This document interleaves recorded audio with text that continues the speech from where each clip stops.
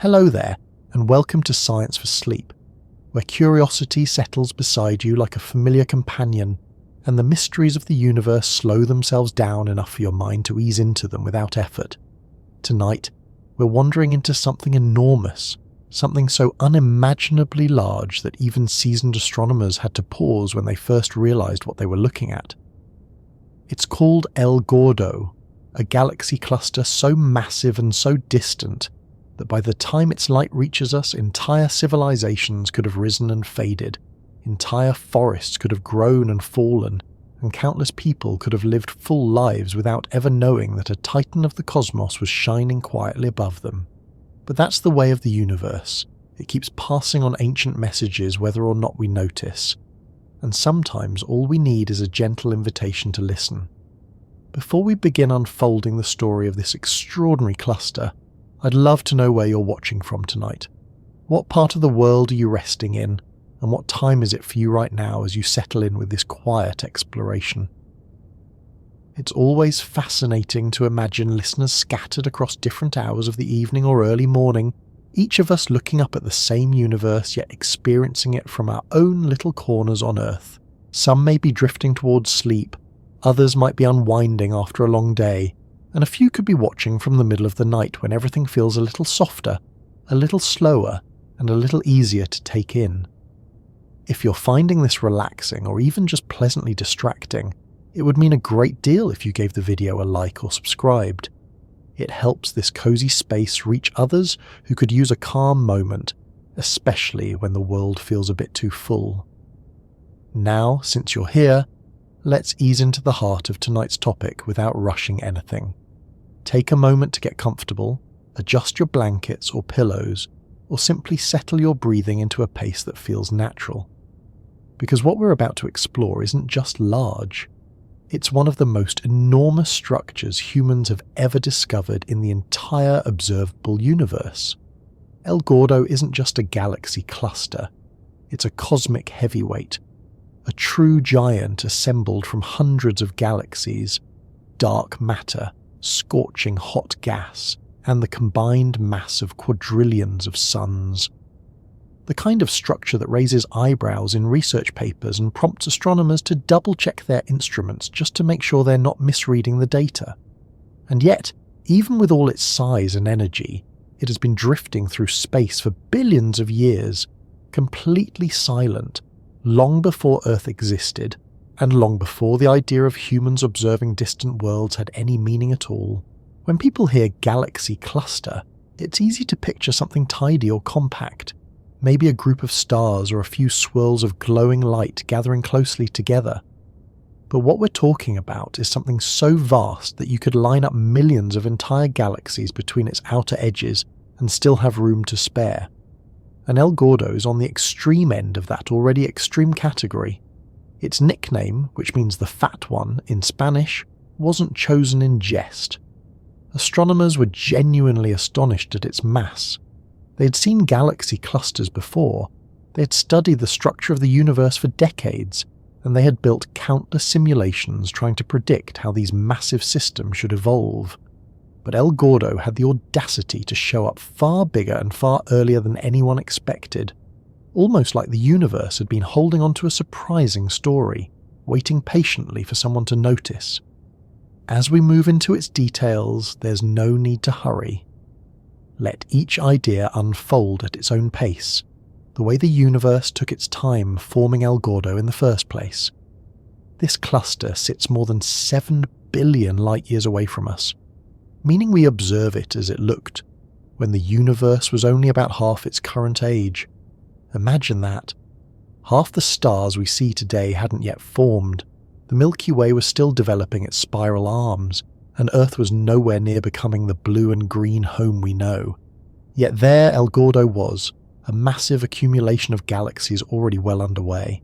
It forces us to ask how something so enormous could have assembled at such an early stage in cosmic history. Typically, structures of its scale take an incredibly long time to form, but there it was, defying expectations, quietly broadcasting its immense presence across billions of light-years of space. When astronomers first encountered it, they didn't set out looking for anything unusual. That's often how discoveries unfold. Scientists peer into the sky with a plan to study something predictable, and then a signal appears that doesn't fit neatly with any expectation. El Gordo was noticed because something about the light passing through its region didn't behave the way ordinary cosmic structures behave. Observations showed distortions and temperature signatures that were far too intense for a typical cluster. The cosmic microwave background, a faint afterglow left over from the early universe, was being shifted in a way that revealed an immense concentration of mass. These distortions weren't subtle. They were dramatic enough that the team studying them had to consider the possibility that they were observing something far larger than anything previously catalogued at that distance. It's always interesting to think about how long it takes for the scientific community to accept discoveries like this. Observing a cluster is one thing. Proving that it is indeed as massive as it appears, especially when it challenges existing models, takes careful verification. Scientists cross-check gravitational lensing, X-ray emissions, optical data, and subtle temperature shifts in the background radiation. Each line of evidence tells a slightly different part of the story, and together they paint a picture that becomes difficult to deny. With El Gordo, these lines of evidence didn't simply confirm its mass, they confirmed that this cluster was a cosmic outlier, something that shouldn't have been possible according to earlier predictions about how quickly matter could gather in the young universe. As we drift through the details, try to imagine the scale without straining yourself. You don't need to hold exact distances or masses in your mind. You might simply picture a collection of galaxies stretching across an expanse so wide that it would take light millions of years to cross it. You could imagine hundreds of billions of stars in each of those galaxies, each star with planets circling it, each planet with its own quiet history, and all of that packed inside a single cluster that formed when the universe was still figuring out its long-term structure. It's not important to picture it accurately. What matters is letting your mind gently grasp just how much mass and motion must be involved for a system this size to exist. One of the most intriguing aspects of El Gordo is that it appears to be the result of a massive cosmic collision. Two galaxy clusters, each already enormous, seem to have slammed into each other in a kind of slow-motion crash that unfolded over hundreds of millions of years. When clusters collide, the galaxies within them mostly pass by each other, because the space between stars is immense. But the hot gas that fills the clusters doesn't pass quietly. It slams together, heats up, and leaves behind a turbulent trail that astronomers can detect from extraordinary distances. Dark matter, the invisible mass that shapes galaxy clusters, also plays a central role, revealing itself through gravitational lensing as it subtly warps the paths of light moving through the region. There's something unexpectedly calming about considering these enormous collisions. Not because they're gentle, but because they unfold on timescales so slow that even calling them collisions feels almost too dramatic. They're more like long, drawn-out interactions where gravity gradually pulls two systems together until their outer regions begin to merge. Over time, the galaxies inside adjust to new orbits, new gravitational centers, and new patterns of interaction. When astronomers look at El Gordo, they see evidence of this grand merging, a snapshot frozen in time from billions of years ago, preserved for us to study long after the collision finished playing out. Even though these interactions are incredibly energetic, there's no sound in space, no shockwave you would hear if you were floating nearby, just motion, heat and gravity working quietly over vast distances. That's one of the striking things about the universe. Even its most violent events are silent. They're enormous and powerful, yet lack the explosive noise we instinctively associate with chaos. Instead, everything moves through the vacuum without a single echo, leaving behind shapes and structures that we can only observe through the faint light that eventually reaches us. As we continue, it's helpful to remember that El Gordo isn't just an impressive statistic. It's part of the larger story of how the universe builds structure over time. Galaxy clusters are some of the largest bound objects in existence. They form slowly as gravity draws galaxies into common regions, allowing them to orbit and interact. but El Gordo's presence at such an early cosmic epoch forces researchers to reconsider their timelines. If something this massive was already formed 7 billion years ago, perhaps the universe is more efficient at building clusters than previously assumed. This opens up questions about dark matter, the role of cosmic expansion, and the speed at which early structures came together. The light from El Gordo also carries with it a kind of time capsule quality. Because it took billions of years to arrive, observing this cluster allows scientists to infer what conditions were like long before Earth existed. Looking into the deep universe isn't like looking at something far away in everyday experience. It's more like looking into the past itself. What we see from El Gordo is a snapshot from a younger universe, a picture taken long before humanity existed to give it a name. By studying it carefully, astronomers can understand the interplay between dark matter, gas, and galaxies in a time when the universe was much denser and more active. The nickname El Gordo might sound playful, but the scientific implications behind it are anything but casual. It hints at an object so massive that its very existence stretches the boundaries of our current models. If the early universe was able to form something this large, it forces us to re-evaluate assumptions about cosmic growth, dark matter behaviour, and the distribution of mass shortly after the Big Bang. As we explore deeper into these concepts in the next parts of our journey, the goal won't be to overwhelm you with numbers or equations. Instead, we'll continue unfolding the ideas at a pace that lets your thoughts settle comfortably, letting the concepts drift in without pressure or urgency. You might even find that as the narrative moves forward, the details blend into something pleasantly steady, the kind of information rhythm that helps quiet the noise of the day. That's often the unexpected benefit of learning about the universe in slow, gentle steps. The mind becomes occupied just enough to ease into rest, yet not so engaged that it becomes tense or alert. And as El Gordo continues to reveal itself, there's more than enough intrigue in its history, structure, and scale to keep the story moving without haste. When people hear that the universe is full of enormous structures, it's easy to imagine that the sky's mostly empty with only a sprinkling of stars and a few scattered galaxies. But the truth is that the cosmos has always been building things on scales that are almost impossible to picture in any meaningful way. From expansive filaments to long stretches of dark matter and the clusters that form where these strands intersect, the universe has spent billions of years collecting its material into shapes that would put anything we're familiar with into a distant category of smallness. And among these quiet giants, there are some that become so large, so unexpectedly heavy, that even seasoned astronomers feel a familiar sense of disbelief when they first encounter them. El Gordo belongs to that rare group, not just large, but something that clearly outpaced everything around it. Before diving into its uniqueness, it helps to have a sense of what it means for anything in the universe to grow this big without anyone urging it along.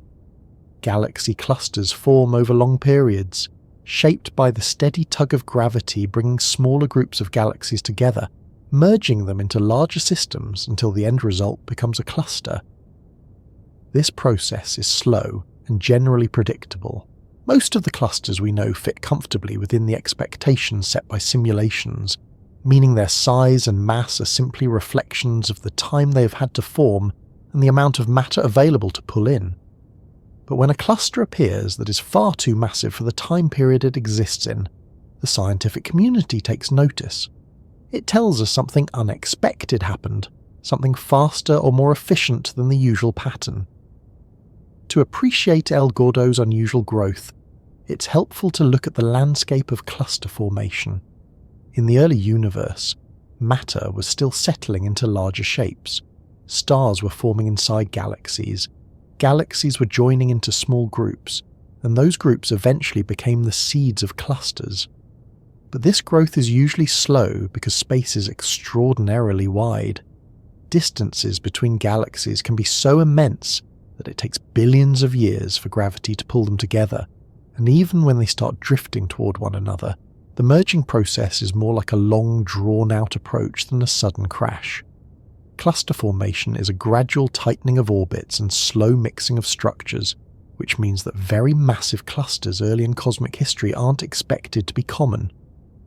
Most clusters at the same age as El Gordo were smaller, less developed, and still in the middle of their assembly phase.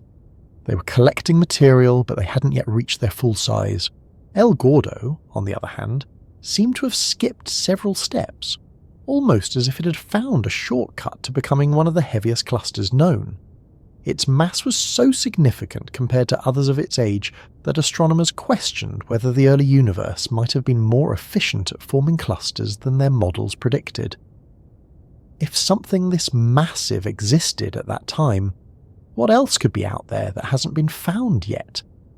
That quiet uncertainty brought new curiosity into the study of early cosmic structure.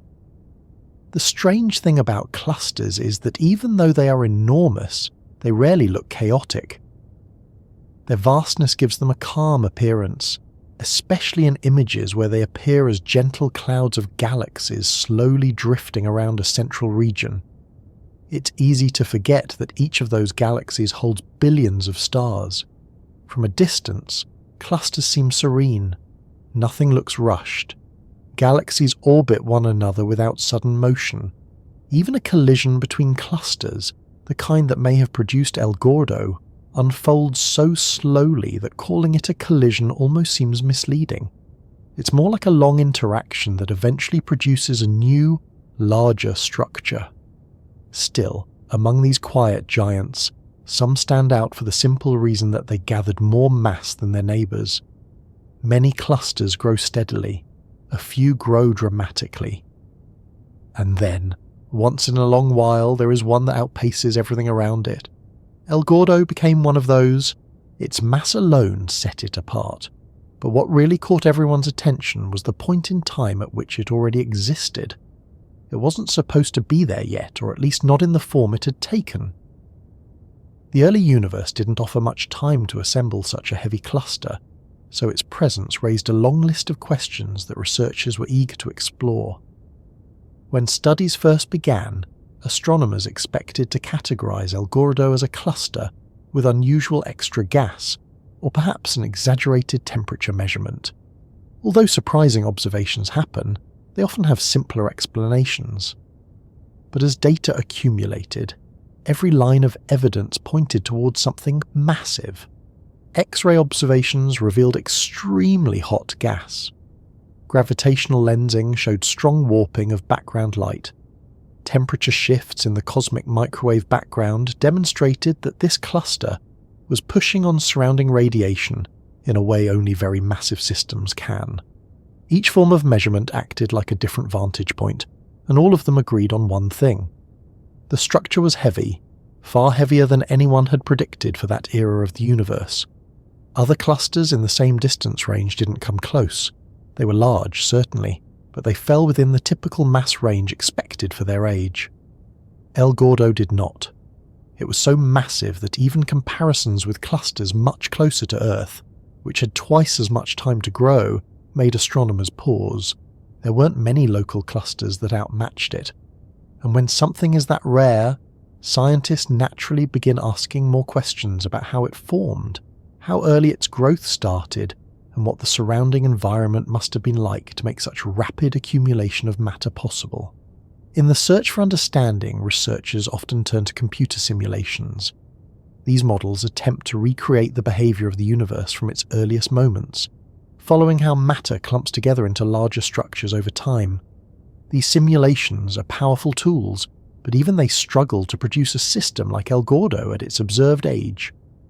When a cluster becomes so extreme that it sits at the far edge of what simulations permit, it makes researchers wonder whether the assumptions in their models need adjusting.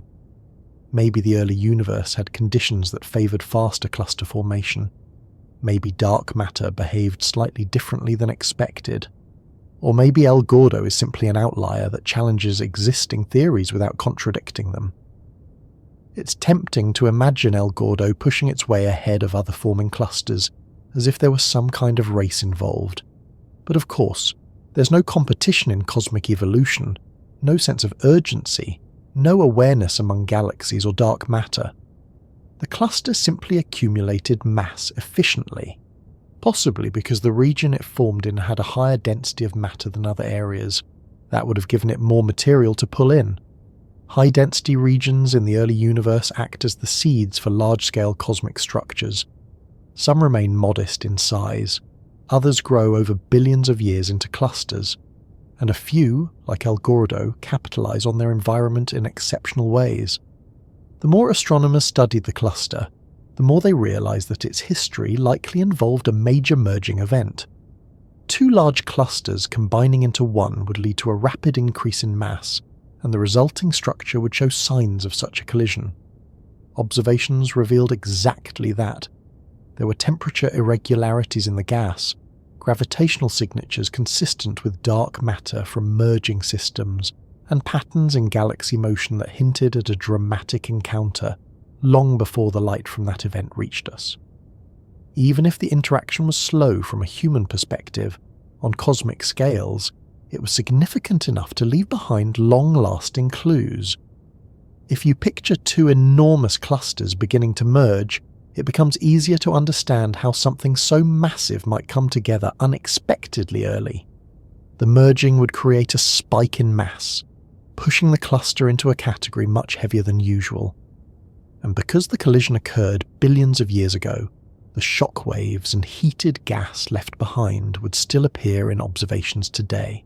El Gordo's temperature, structure, and movement all support the idea that it didn't grow only through steady accumulation. It grew through a dramatic interplay of two already large clusters. The result was a system that exceeded expectations for that cosmic time period. While that might explain how the structure outgrew everything around it, the details still leave researchers with a sense of curiosity.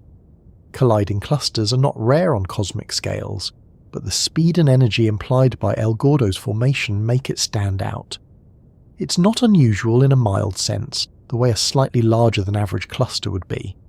It's unusual in a way that forces astronomers to reconsider how quickly such massive systems can form. The early universe had less time to produce these giants, yet El Gordo formed anyway, large enough that it challenges the upper limits of early cluster formation. In the broader picture of cosmic evolution, El Gordo fits into a long lineage of enormous structures. Across the universe, clusters form at the intersections of filaments, in what's sometimes referred to as the cosmic web. These filaments feed matter slowly into clusters, which then continue growing.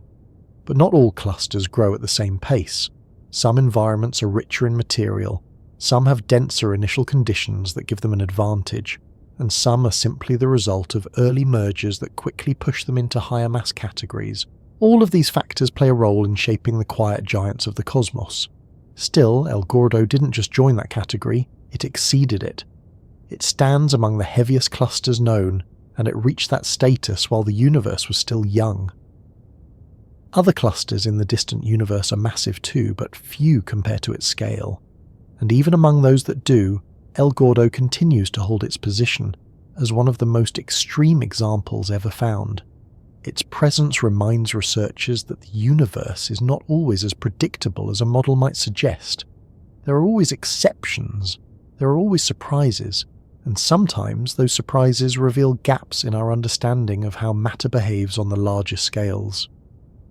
Thinking about these enormous structures can feel strange at first, because the numbers involved are beyond anything we encounter in everyday life. But when described slowly, without rushing to the next concept, they become easier to grasp. A cluster is simply a collection of galaxies held together by gravity. A large cluster holds more galaxies. A very large one holds even more. And El Gordo holds so many that the combined mass reaches into the territory of quadrillions of suns. Even if that number doesn't mean much intuitively, what matters is knowing it's a scale well beyond what most clusters manage to achieve. Astronomers never set out expecting to stumble upon something that would end up reshaping conversations about the early universe. Most discoveries begin with routine surveys, ordinary nights of data collection, or long-term projects designed to map large parts of the sky. That's usually how it goes. You gather data, process it, compare it to existing catalogues, and hope that somewhere in those countless measurements something interesting might be waiting. But El Gordo didn't appear through a dramatic moment or a sudden cosmic spectacle. It emerged quietly, through signatures that at first seemed too intense to match ordinary clusters, and through hints that left astronomers wondering if their instruments might be picking up something else entirely. The earliest signs didn't arrive as a clear image of a huge structure, they came as distortions. That's often how astronomers detect massive objects in distant parts of the universe. A galaxy cluster doesn't always stand out in the way a bright star or nebula might. Instead, it influences the light behind it. That subtle bending of background light, caused by gravity, acts like a fingerprint. When the bending is too strong to come from a normal cluster, researchers begin paying closer attention. In El Gordo's case, this bending wasn't subtle. It was stronger than expected, and it showed up in ways that were difficult to dismiss as noise or coincidence. Before identifying the cluster itself, scientists first noticed unusual patterns in the cosmic microwave background. This faint radiation left over from the early universe covers the entire sky like a thin, uniform layer. When a massive cluster sits in front of it, the hot gas within that cluster interacts with the radiation. This interaction, known as the Sunyaev-Zeldovich effect, shifts the temperature of the background slightly. Not dramatically, but enough for sensitive instruments to detect. When teams analysing this effect looked at the region that would later be named El Gordo, they found something striking.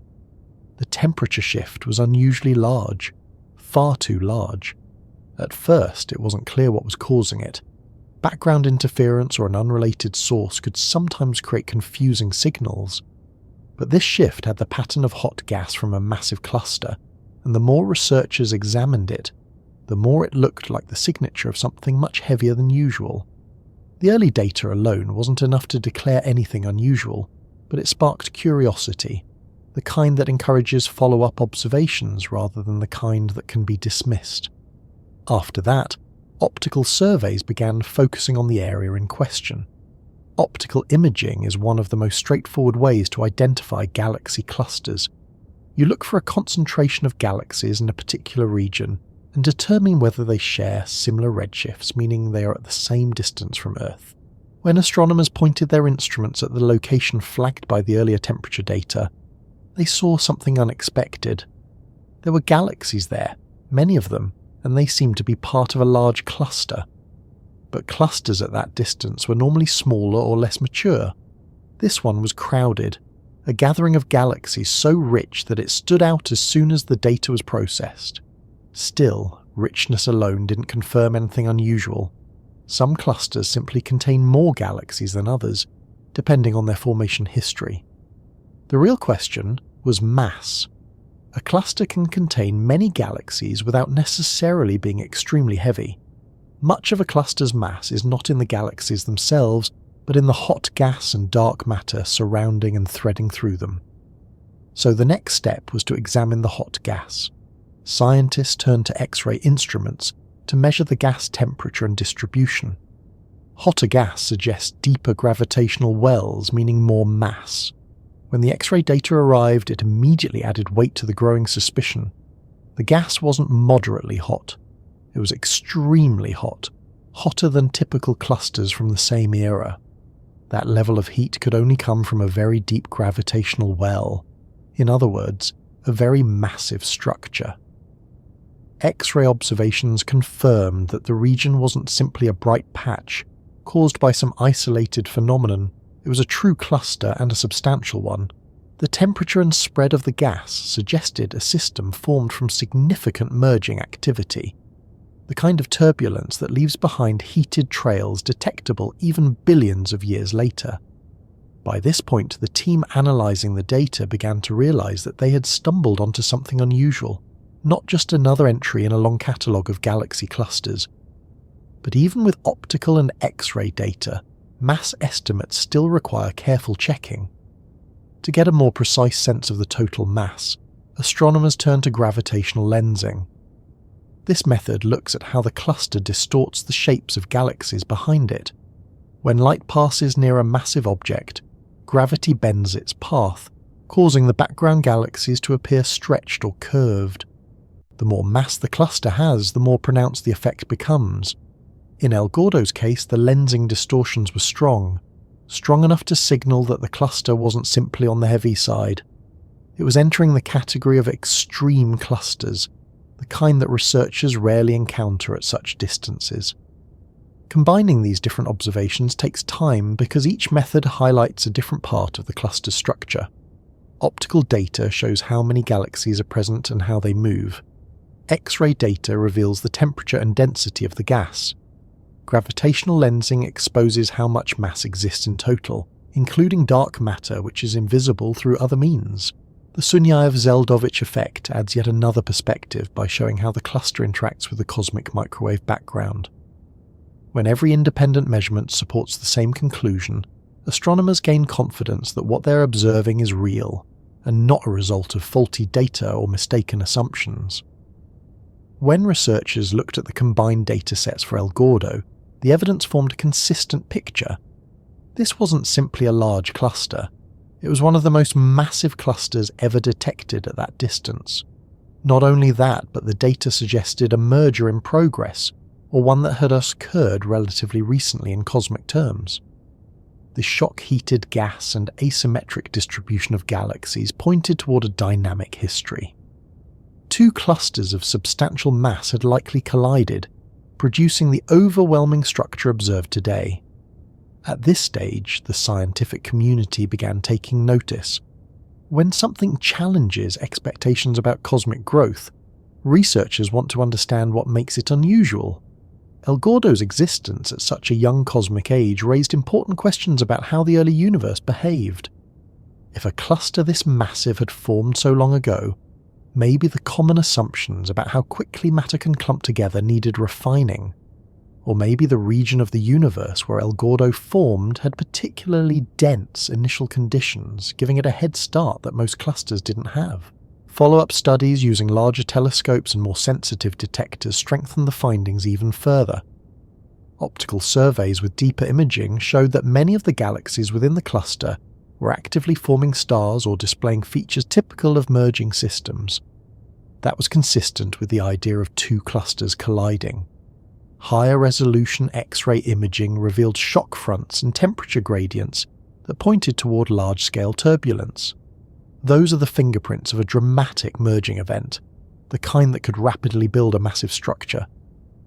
An improved gravitational lensing map showed significant distortions across wide regions of the cluster, reinforcing the idea that its mass was truly enormous.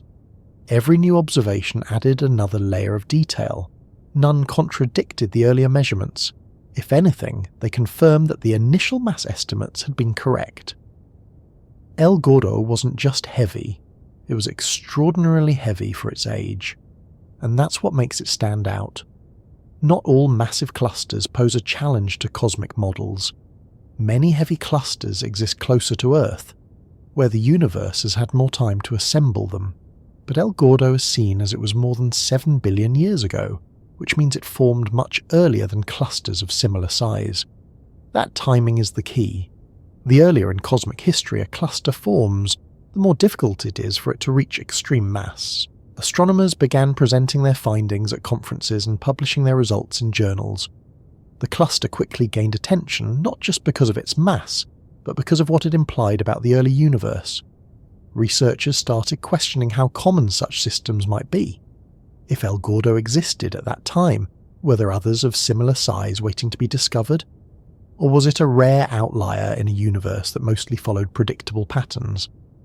Those questions sparked searches in other deep survey regions, as scientists hoped to discover whether this cluster was unique or part of a larger trend. Although the discovery process involved multiple instruments and methods, the story kept returning to the same realization: a distant signal, a temperature shift, a patch of sky that refused to behave like an ordinary cluster, a system whose mass forced astronomers to consider the possibility that they were looking at something exceptional. And as the evidence built up, hesitation gave way to acceptance.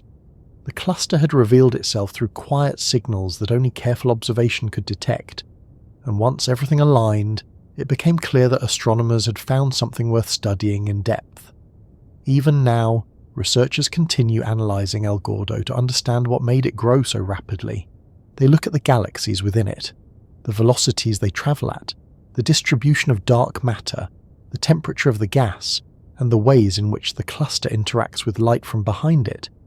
Each observation adds something new, showing how a structure becomes extraordinary not through a single characteristic, but through many factors aligning in an unusual way.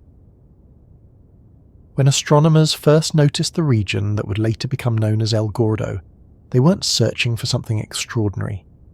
They were looking at faint signals in the background of the universe, the kind of small shifts that normally blend into the larger picture of cosmic structure. But occasionally a signal shows up that refuses to be ignored, the kind that leaves researchers pausing long enough to wonder whether what they're seeing is the start of a much larger story. That is exactly what happened in the earliest observations that hinted at the existence of this enormous cluster. What drew attention wasn't a bright object or a dramatic cosmic event, but a handful of unusual patterns that didn't quite fit the usual signature of distant systems. It started with a temperature shift in the cosmic microwave background. This shift wasn't large by everyday standards, but it was significant enough to stand out against the otherwise even spread of background radiation left from the early universe. The cosmic microwave background is nearly uniform, with only slight variations, so astronomers pay close attention when an area shows a distinctive deviation. In this case, the shift came from photons losing energy as they passed through extremely hot gas. That loss pointed to something massive sitting between Earth and the background glow. Normally the scale of the effect matches clusters that are large but not extraordinary. This signal, however, indicated gas far hotter and denser than expected. The Sunyaev-Zeldovich effect, which causes this temperature shift, is an essential tool in measuring cluster mass, but it doesn't immediately reveal the full structure. It's more like a hint, something that says, "Look here." When astronomers saw this particular signal, they didn't assume anything incredible at first. They simply marked the region as interesting. But the unusual strength of the effect was hard to dismiss. It wasn't subtle. It was bold enough that dismissing it as a statistical fluctuation didn't seem reasonable. So they planned deeper observations.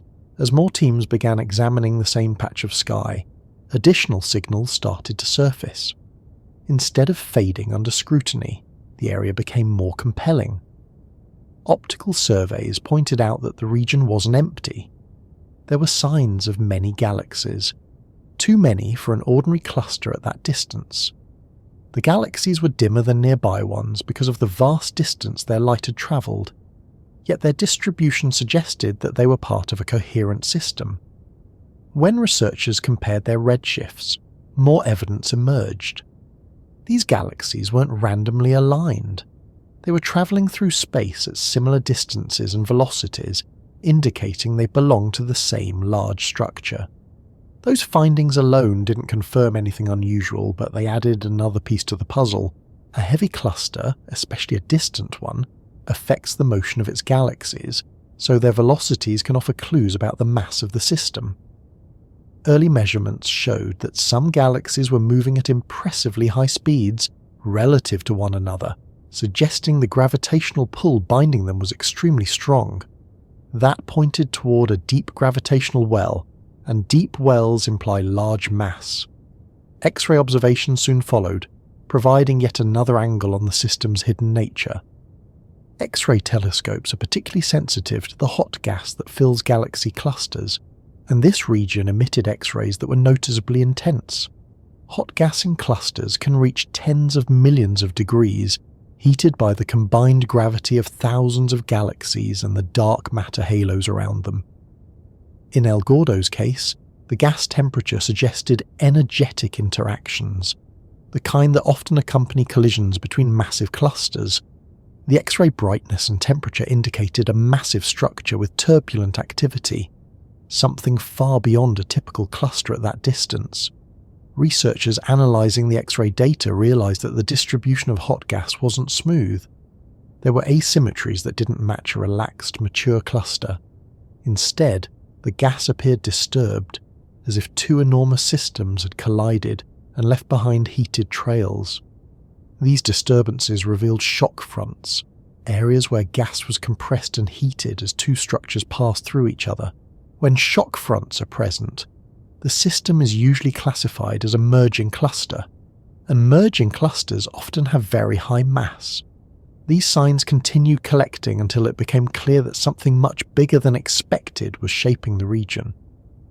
But the most decisive evidence came from gravitational lensing. Light from distant galaxies behind the cluster appeared stretched and distorted, bent by the immense gravity of the unseen mass. The distortions were not mild. They reached a level that only very massive systems can produce. When astronomers created lensing maps, the patterns clearly outlined dense concentrations of dark matter. These concentrations matched the idea of two merging clusters, each with its own dark matter distribution, now overlapping in a dramatic interaction.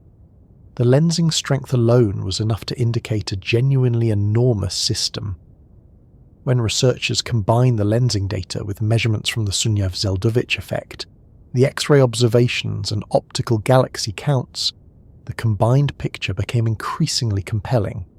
Each method pointed to a cluster with a mass far exceeding normal expectations for its age. No single measurement stood out as an error or anomaly. Everything supported the same conclusion across independent methods. As more analysis took place, scientists noticed another pattern. The gas and dark matter didn't perfectly overlap. The galaxies also had their own spatial distribution. In merging clusters, gas and dark matter respond differently during collisions. Gas heats up and slows down because of friction. Dark matter passes through almost unaffected because it interacts very weakly with other matter. This difference creates separations that can be detected through careful observation. El Gordo displayed exactly that behaviour. The gas had shifted in one direction, while the dark matter concentrations indicated by lensing were slightly offset. That separation supported the idea of a recent or ongoing collision. Beyond that, the velocities of galaxies inside the cluster painted an additional picture of just how energetic the system was. The measurements showed that galaxies were moving at tremendous speeds within the cluster's gravitational field, faster than velocities typically seen in younger or smaller clusters. Only very deep gravitational wells can sustain such high-speed motion. The fact that these movements were present at such an early cosmic epoch strengthened the conclusion that this structure was not only massive, but unusually so for its position in time. Every new method used to measure El Gordo added weight to the understanding that this was not a normal cluster. Other massive clusters existed, but most were much closer to Earth and in a more mature universe. The cluster forming such an enormous structure, while the universe was still comparatively young, challenged expectations about how quickly large systems can develop.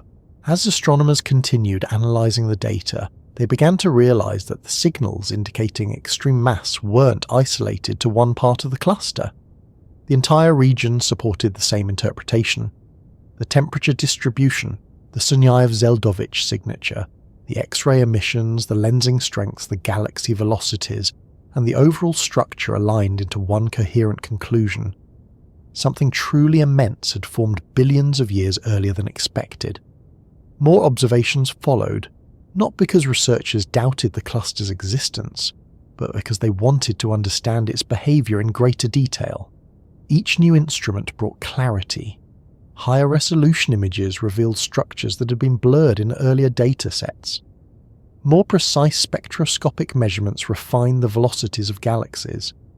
Additional X-ray data clarified the hot gas patterns.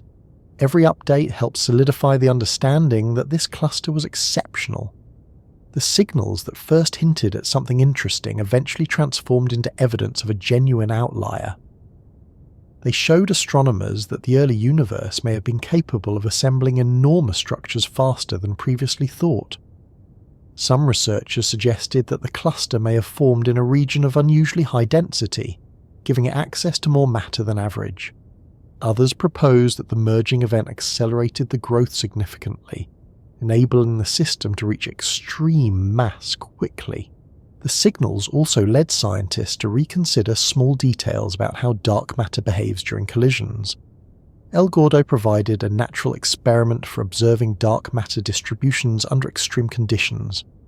Because dark matter doesn't interact much with normal matter, its distribution after a collision can reveal how it behaves when galaxies and gas pass through one another. Gordo's structure allowed astronomers to compare where dark matter clustered versus where hot gas collected, offering clues about the invisible components of the cluster. With each signal combined into a single understanding, astronomers recognized that they weren't simply seeing a large cluster. They were seeing evidence of early cosmic assembly on a scale that demanded further study. The signals that first appeared as small hints grew into detailed insight about how clusters merge, how mass accumulates, and how the early universe may have been more complex than earlier models suggested. Even now, the signals continue to attract attention, because researchers know they haven't extracted everything they can from them. As instruments improve and observational techniques become more refined, older data often takes on new meaning. Gordo remains an active subject of study, not just because of its size, but because those early signals transformed it into one of the most intriguing cosmic structures ever found. Most people hear the word cluster and imagine something small or compact, maybe a tight group of stars gathered in a neat pattern.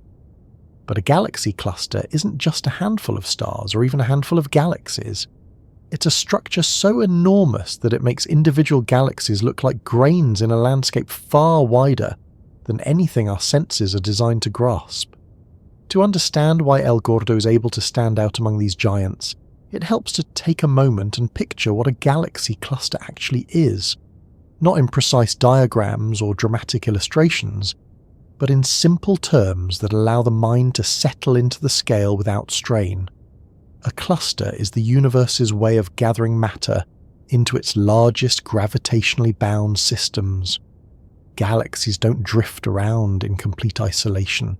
They tend to group together because gravity gradually pulls them into collective formations. Over enough time, these groups merge into larger sets, and eventually those become full clusters containing hundreds or even thousands of galaxies. The universe didn't build these structures quickly. It took billions of years for them to form through the slow movement of matter drifting together, combining and recombining as gravity shaped them into the large systems we see today. Each cluster contains different components. The galaxies inside are the most visible part, the ones you might see in optical images. These galaxies can be spiral, elliptical, irregular, or anything in between. They orbit through the cluster in long arcs, influenced by the gravity of everything around them. But the galaxies themselves are only a small fraction of the total mass. A much larger portion is made up of hot gas, millions of degrees hot, filling the space between galaxies. This gas is so energized that it emits X-rays strong enough for telescopes to detect from extraordinary distances, and beyond that, there's the component that remains invisible to regular telescopes, the one that holds everything together more strongly than anything else. Dark matter. Dark matter makes up most of the mass in any galaxy cluster. Without it, the galaxies would drift apart. The gas would not remain bound. The structure itself would fragment. Dark matter forms a kind of unseen scaffolding, a gravitational framework that keeps everything in place. Even though it cannot be observed directly, its presence becomes clear through its gravitational effects, especially through gravitational lensing, where light bends around it as it moves past. When all these components combine, the result is a cluster, one of the universe's most impressive constructions. Most clusters follow general expectations about how they form. They develop slowly. They gain mass through the merging of smaller systems, sometimes experiencing more energetic events such as collisions with other clusters, but overall their growth tends to reflect the passage of cosmic time. Older clusters are usually larger because they've had more time to pull in matter. Gordo doesn't behave quite like that. It isn't just a heavy cluster. It's a heavy cluster that existed long before it should have reached such a scale. That timing is what makes it notable. It's one thing for a cluster to become massive after billions of years of steady growth. It's another thing entirely for a cluster that we see as it existed over 7 billion years ago to have already gathered so much material that it rivals or surpasses many modern clusters. This is what makes it break the normal rules of cluster formation. To see what breaking the rules means in this context, it's important to understand what normal expectations look like. Most clusters in the early universe were still in their growth phase. They were forming from the material available in their region.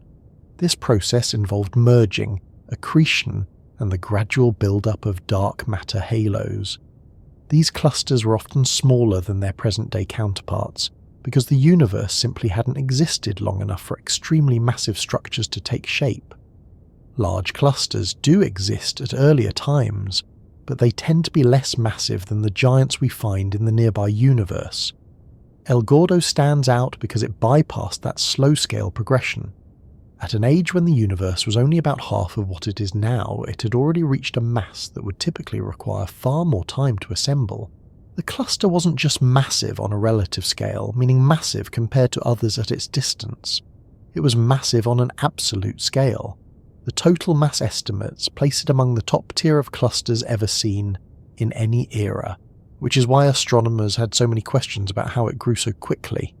To understand why this is surprising, imagine the timeline of matter assembly in the universe.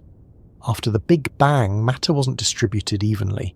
There were slight variations in density, tiny irregularities that would slowly grow under gravity.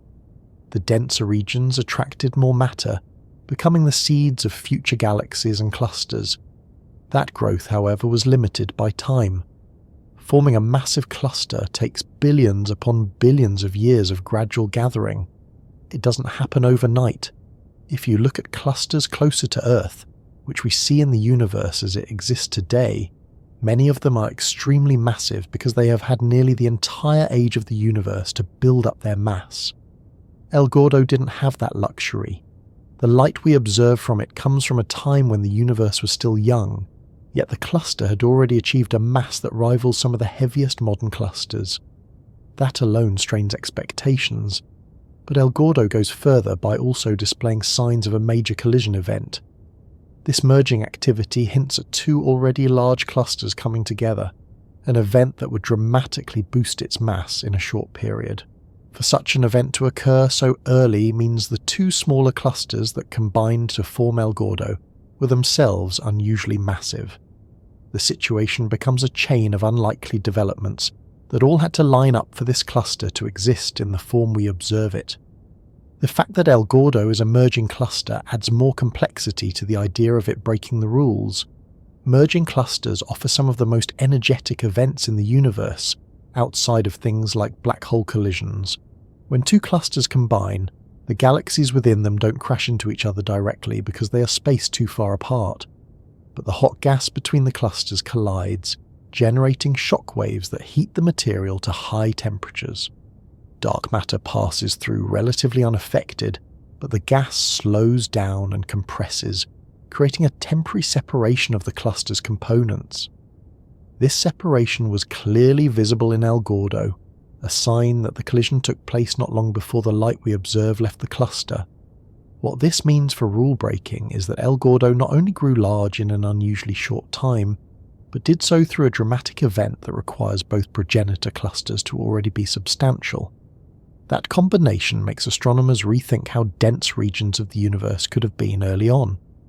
If early matter distribution allowed for such growth, perhaps clusters like El Gordo were forming in pockets of higher density than models currently assume, or perhaps the collision itself was so energetic that it produced mass concentrations faster than expected.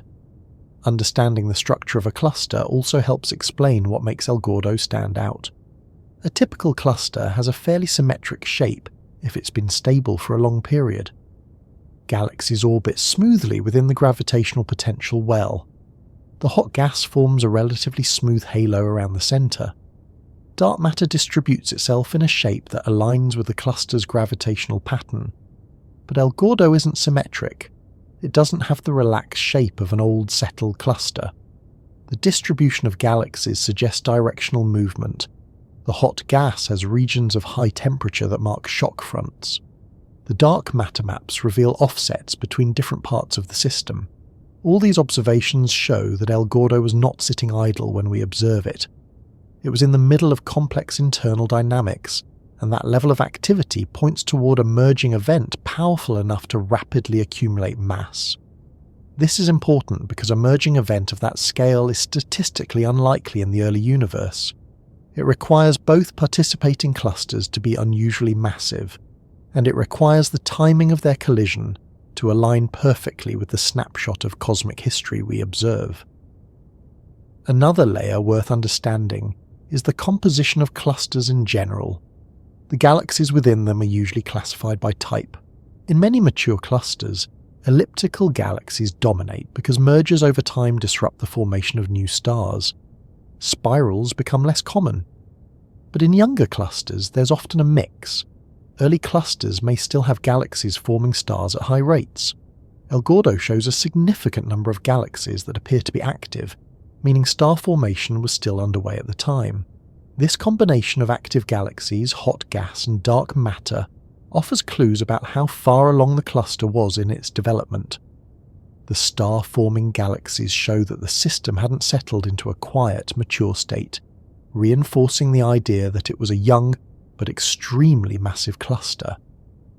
The presence of active galaxies alone doesn't break rules, but combined with the cluster's total mass and merger evidence, they help reveal how unusual the system truly is. Gas temperature is another important clue. Clusters with high mass tend to have extremely hot gas because the gravitational energy of the cluster compresses and heats the material as it falls inward. El Gordo's gas was hotter than many clusters of similar age. That heat came partly from the merging event, but also from the immense gravitational potential of the cluster itself. The hot gas increases the strength of the Sunyaev-Zeldovich effect, making the cluster more detectable in microwave surveys. This strong signal was one of the first hints that something unusually large was present. What's striking is that El Gordo checks every box that indicates extreme mass, high galaxy velocity dispersions, strong gravitational lensing, intense X-ray emissions, powerful Sunyaev-Zeldovich signature, asymmetric gas distribution, and active merger evidence. Most clusters might show a few of these features, but rarely all at once, especially in the early universe. When a cluster displays so many indicators simultaneously, it raises questions about how it assembled so much mass so early. The presence of dark matter also plays a central role in its rule-breaking nature. Because dark matter forms the backbone of cluster structure, understanding its distribution is essential. In El Gordo, the dark matter map reveals two distinct peaks, consistent with two large clusters combining. The strength of the lensing indicates that both peaks were substantial. If dark matter behaved differently, or if it somehow interacted more strongly with gas or galaxies, the collision would look different. But the clear separation observed suggests that dark matter passed through with minimal resistance, helping reveal the underlying physics of these enormous structures. Studying clusters like this helps astronomers refine their understanding of cosmology. El Gordo challenges the predicted rate at which large structures form. If one cluster can grow so quickly, perhaps the models estimating how early matter clumps together need adjustments. This doesn't mean the models are wrong, but it means the assumptions might need further refinement. The discovery encourages researchers to re-examine how dense early regions of the universe may have been, and whether high-density pockets could have allowed for unusually rapid formation. Even without diving into equations or complex theoretical frameworks, what matters for understanding why El Gordo breaks rules is grasping the simple sequence of what should happen in a universe growing from initial irregularities. Structures start small, they combine slowly, they gain mass over billions of years. They don't jump to extreme sizes early in cosmic history, yet El Gordo did. This difference is what keeps astronomers returning to it again and again. Not because it contradicts our understanding, but because it pushes the boundaries of what's expected. It invites researchers to look deeper into cluster formation, matter distribution, and cosmic evolution. When astronomers look at El Gordo, one of the first things they notice is that the cluster doesn't show the smooth, balanced shape of a system that has quietly existed for billions of years. Instead, it carries the unmistakable signs of a cosmic event that unfolded over extraordinary distances and equally extraordinary spans of time. The clues are not dramatic in the way explosions or flares might be. They're far more subtle, woven into the motions of galaxies, the distribution of dark matter, and the structure of gas that still holds the heat of a vast, slow collision. Understanding that collision helps reveal why El Gordo became the massive cluster it is, and why its formation stands out as one of the more surprising events in the universe. The first thing to know is that collisions between galaxy clusters do not resemble anything like the collisions we experience in daily life. They are not fast, noisy, or sudden. There is no impact that happens in a single moment. Instead, a cluster collision spans hundreds of millions of years. It is a gradual overlapping of two enormous systems, each stretching across millions of light years. They move toward each other under the pull of gravity, and as they begin to merge, the galaxies inside them continue on their paths. Those galaxies are so widely spaced that they almost never collide directly. What truly interacts during a cluster collision is the hot gas between the galaxies and the underlying dark matter halos that shape the entire structure. In the case of El Gordo, the collision was more than just a gentle merging of two ordinary clusters. It was an unusually energetic encounter between two massive systems that had already accumulated significant mass. This alone makes the story stand out because for two very heavy clusters to collide so early in the universe, both progenitor clusters needed to grow rapidly on their own before ever encountering one another.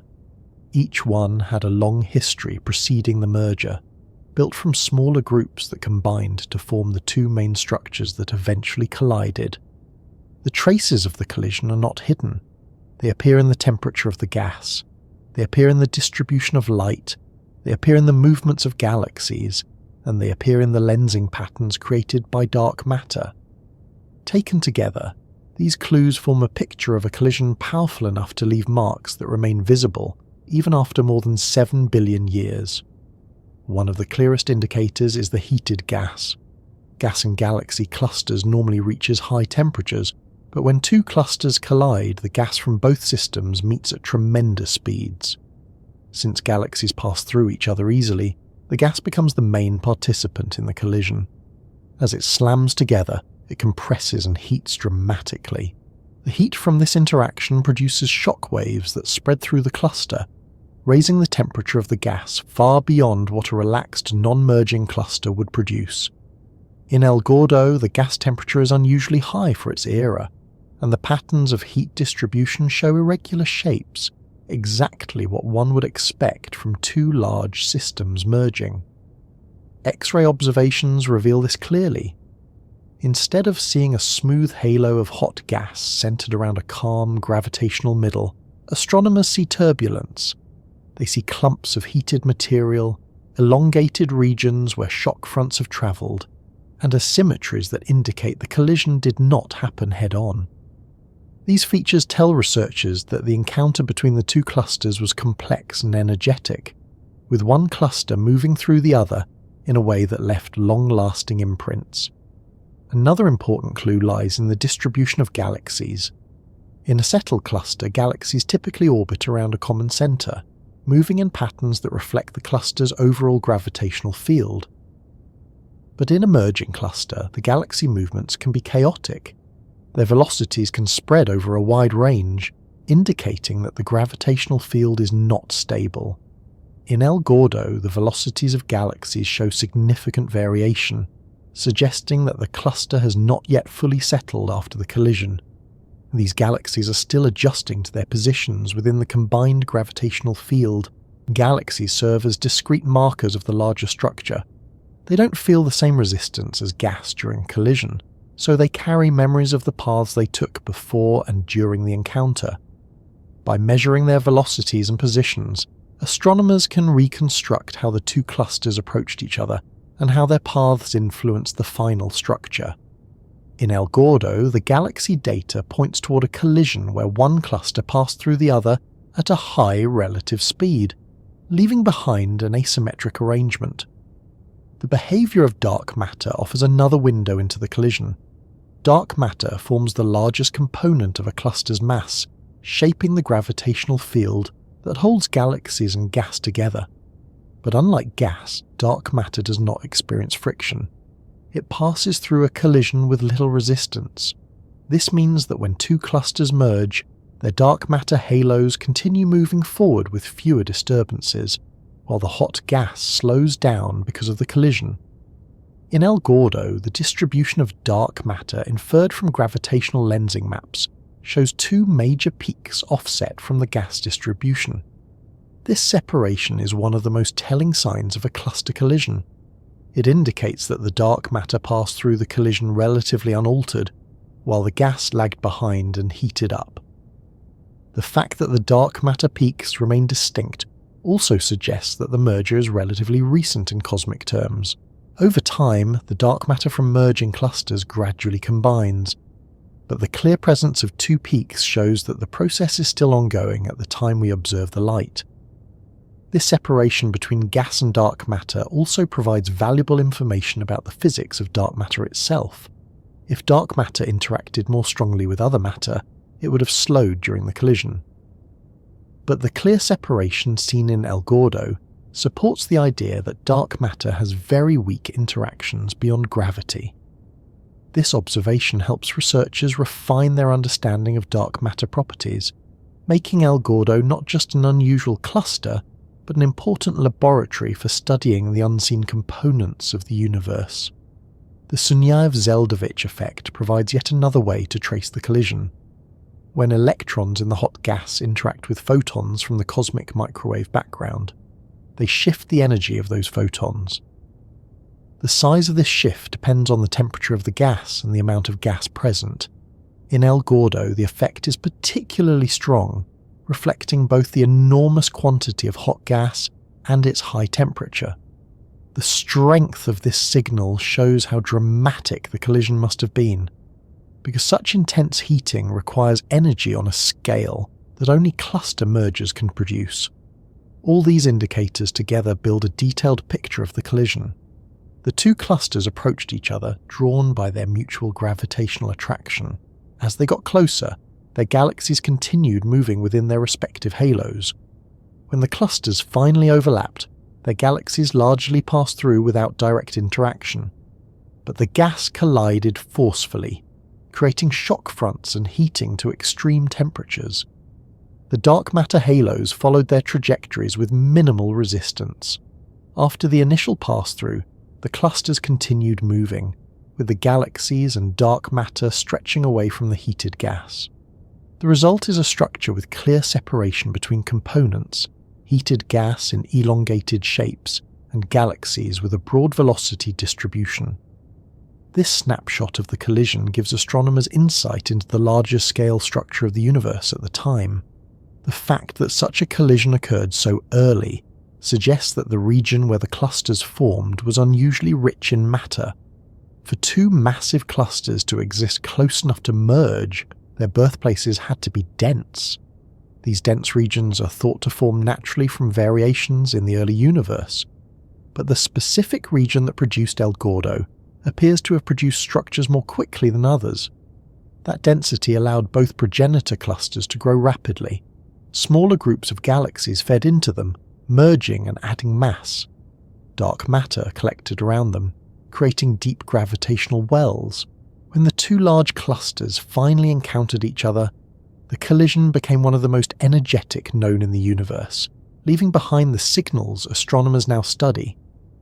There's also something important to note about the scale of this event. When discussing a cluster collision, the word collision might suggest something sudden or violent in the way that we think of impacts. But this event unfolded over extraordinary time spans. Even the moment when the clusters passed through each other would have lasted hundreds of millions of years from beginning to end. Every change occurred slowly enough that if you could have stood near the edge of the cluster for your entire lifetime, you wouldn't see galaxies crashing or gas violently shifting. Instead, you would see quiet movement, drifting shapes, and subtle shifts. The energy involved is enormous, but the pace at which it unfolds is slow, steady, and almost gentle when observed on human timescales. This slow pace is part of what makes the evidence so intriguing. These large-scale patterns last for billions of years. The shock fronts remain visible for long periods because the gas takes so long to cool. The dark matter halos continue moving in their post-collision paths, leaving their imprint on lensing maps. The galaxies take enormous amounts of time to adjust to their new gravitational environment, and because the collision occurred more than 7 billion years ago, everything we see is frozen in a moment that already passed long before Earth formed. Studying such a distant event gives astronomers the rare opportunity to examine how early cluster mergers shaped the universe's structure. Most merging clusters that are easily observed are much closer and reflect the mature universe. El Gordo, on the other hand, reflects a time when the universe was still evolving rapidly. This makes it a particularly valuable example, not only for understanding collisions but also for understanding how massive structures formed when the universe was still young. As we continue exploring this cluster, more aspects of the collision reveal themselves through different kinds of observations. The gravitational effects show how mass moved. The heat patterns show where energy was concentrated. The galaxy velocities show how the merger changed their motions. And the separation between gas and dark matter shows what happened at a fundamental physics level. Taken together, this collision becomes a story written across billions of light years, imprinted on the structure of the cluster itself. And because the universe sends us light from different eras, we're able to read that story long after the event took place. When people first hear that El Gordo earned its nickname because of its mass, the first thought is usually to imagine countless galaxies packed tightly together. And while that's true in a basic sense, the actual explanation reaches much deeper than the number of visible galaxies drifting inside it. Most of the weight in a galaxy cluster doesn't come from the galaxies you can see with an ordinary telescope. Instead, it comes from components that are either too faint, too diffuse, or too invisible to detect directly. El Gordo is a perfect example of this. Its visible galaxies are only the beginning of the story. What makes it one of the most massive clusters ever found is the combined influence of three main ingredients: hot gas, dark matter, and a huge amount of hidden mass that reveals itself only through gravity. Understanding these components is essential for appreciating why this cluster stands out so dramatically among the cosmic giants scattered throughout the universe. A good place to begin is with the hot gas that fills the space between the galaxies. This gas is often overlooked because it doesn't appear in images of galaxies taken in visible wavelengths, but it forms one of the largest contributors to a cluster's ordinary, or baryonic matter. The gas inside El Gordo is extremely hot, much hotter than anything on Earth outside of a laboratory setting. Temperatures reach tens of millions of degrees, and sometimes even higher in regions affected by the collision that shaped the cluster. Gas at those temperatures emits X-rays, and these X-ray emissions provide one of the main ways astronomers measure the amount of mass a cluster contains. In El Gordo, the X-ray signal is exceptionally strong. The gas not only fills vast regions of the cluster, but is heated to unusually high temperatures. These temperatures are linked to the depth of the cluster's gravitational well, because the hotter the gas, the more energy it carries, and that energy comes from the force of gravity compressing it. For gas to reach the temperatures observed in El Gordo, the cluster must have an enormous gravitational pull, far beyond the levels seen in typical clusters of the same age. That level of gravitational compression is possible only when the mass of the system is very high, so the hot gas itself, although just one component of the cluster, offers strong evidence that El Gordo is far heavier than the universe should easily produce at that early time. Another key contribution to its mass comes from the dark matter that threads through the cluster. Dark matter cannot be seen through direct observation, but its presence reveals itself through gravity. Most of the matter in a galaxy cluster is dark matter. Without it, the entire structure would fall apart, the galaxies inside El Gordo would drift away, the hot gas would escape, and the cluster would not hold together as a unified system. Dark matter forms the backbone of the cluster, shaping the gravitational landscape that affects everything else inside it. In El Gordo, the distribution of dark matter is not straightforward. Instead, dark matter appears in two main concentrations, reflecting the cluster's turbulent history as a merging system. These concentrations align closely with the predictions of how dark matter behaves during cluster collisions. Since dark matter does not interact strongly with gas or other forms of ordinary matter, it passes through the collision relatively smoothly. That means the dark matter peaks in the cluster represent the original cores of the two progenitor clusters that came together. Over time, those cores will gradually blend, but at the moment we observe El Gordo, they are still separate enough to be distinguished through lensing measurements. The fact that the dark matter peaks are so prominent and so massive further supports the conclusion that both of the original clusters were extremely heavy before they merged. This adds another layer of mass to the overall system, helping explain why El Gordo ranks among the most massive clusters known. One of the strongest lines of evidence for how much dark matter the cluster contains comes from gravitational lensing. When light from galaxies behind El Gordo travels toward Earth, the gravity of the cluster bends that light, distorting the shapes of the background galaxies. This bending effect allows astronomers to map the mass distribution throughout the cluster. In El Gordo, the lensing signals are unusually strong. Background galaxies show significant stretching and warping, some in subtle patterns and others in more dramatic arcs.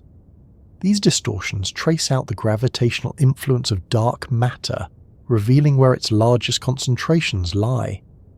The strength of these distortions indicates that El Gordo has an immense amount of mass that cannot be accounted for by the visible galaxies or even the hot gas. Only dark matter can explain the scale of the gravitational lensing. This invisible mass outweighs the visible mass by a wide margin, making it one of the biggest portions of the cluster's total content. Because dark matter represents most of the mass in clusters, the more dark matter a system contains, the deeper its gravitational well becomes. El Gordo's dark matter content is large enough to create a gravitational field, strong enough to heat gas to extraordinary temperatures, accelerate galaxies to high velocities, and bend light in ways that make the cluster easy to detect despite its vast distance from Earth. Beyond the hot gas and dark matter, there is also a third category to consider. This isn't a separate substance, but rather a combination of all the hidden mass that comes together to form the gravitational backbone of the cluster. In galaxy clusters, hidden mass includes faint galaxies, dim stars, unresolved gas structures, and the remnants of old emerging events. These components don't dominate in the way dark matter does, but they contribute enough to make a measurable difference in the total mass estimate of the cluster. In El Gordo, these hidden sources of mass are significant because the cluster contains many galaxies too faint to detect individually with earlier instruments. As astronomers use more sensitive equipment, they continue to uncover additional faint galaxies and intra-cluster light that help fill out the picture of how much matter truly exists inside the system. Intra-cluster light is the faint glow produced by stars that do not belong to any single galaxy. These stars drift freely through the cluster, often the result of previous interactions or collisions within the system. Over billions of years, galaxies pass through one another, tidal forces strip stars away, and those stars become part of the diffuse light that floats between galaxies. This faint glow, while not a major contributor to the cluster's total mass, still adds an important piece to the overall picture. In El Gordo, intracluster light indicates that many interactions have occurred, suggesting a long history of smaller mergers before the massive collision that shaped the cluster we observe today. These interactions contributed to the early growth of the progenitor clusters, helping them accumulate the mass needed to produce a cluster as heavy as El Gordo. Even with all these components, the the biggest contribution to the cluster's mass still comes from dark matter. Ordinary matter, hot gas, stars, galaxies, and intra-cluster light, represents only a small fraction of the total mass. The rest comes from dark matter, which dominates the gravitational pull and shapes the behaviour of everything inside the cluster. Despite being invisible, its influence appears in the motions of galaxies, the temperature of gas, and the structure of lensing patterns. In El Gordo, the dark matter content is so high that it alone would place the cluster among the most massive known. When combined with the baryonic matter, the total mass becomes extraordinary. Understanding why El Gordo contains so much mass requires a closer look at the early universe. At the time this cluster formed, the universe was denser than it is today. Matter had not yet spread out as much, and gravity had more influence over shorter distances. This allowed structures to grow faster than they would in later periods. But even with these conditions, forming a cluster as massive as El Gordo still seems unusually rapid. The merging of two large clusters provided a way to accelerate this growth. Those two clusters must have formed in a region rich in matter, perhaps at the intersection of multiple filaments in the cosmic web. Being located at such a junction would have given them access to more material, enabling them to grow quickly before merging. The collision amplified their combined mass, creating a system large enough to produce the powerful X-ray emissions, strong lensing signals, and high galaxy velocities that distinguish El Gordo from ordinary clusters. Although merging is a common process in cluster formation, the scale of the collision observed in El Gordo suggests that the early environment was unusually favourable for producing massive structures. This environment provided the raw materials, while the collision provided the mechanism for rapid assembly. It's also helpful to consider how gas behaves inside clusters like El Gordo. The hot gas makes up most of the ordinary matter in the cluster, and it carries important information about the gravitational forces shaping the system. Because the gas is so hot, it emits X-rays that can be measured across vast distances. These X-rays indicate not only how hot the gas is, but also how dense it is. Gas density helps astronomers estimate how much matter is present, because the hotter and denser the gas, the deeper the gravitational potential must be. In El Gordo, the gas density is particularly high in certain regions, suggesting strong compression during the merging event.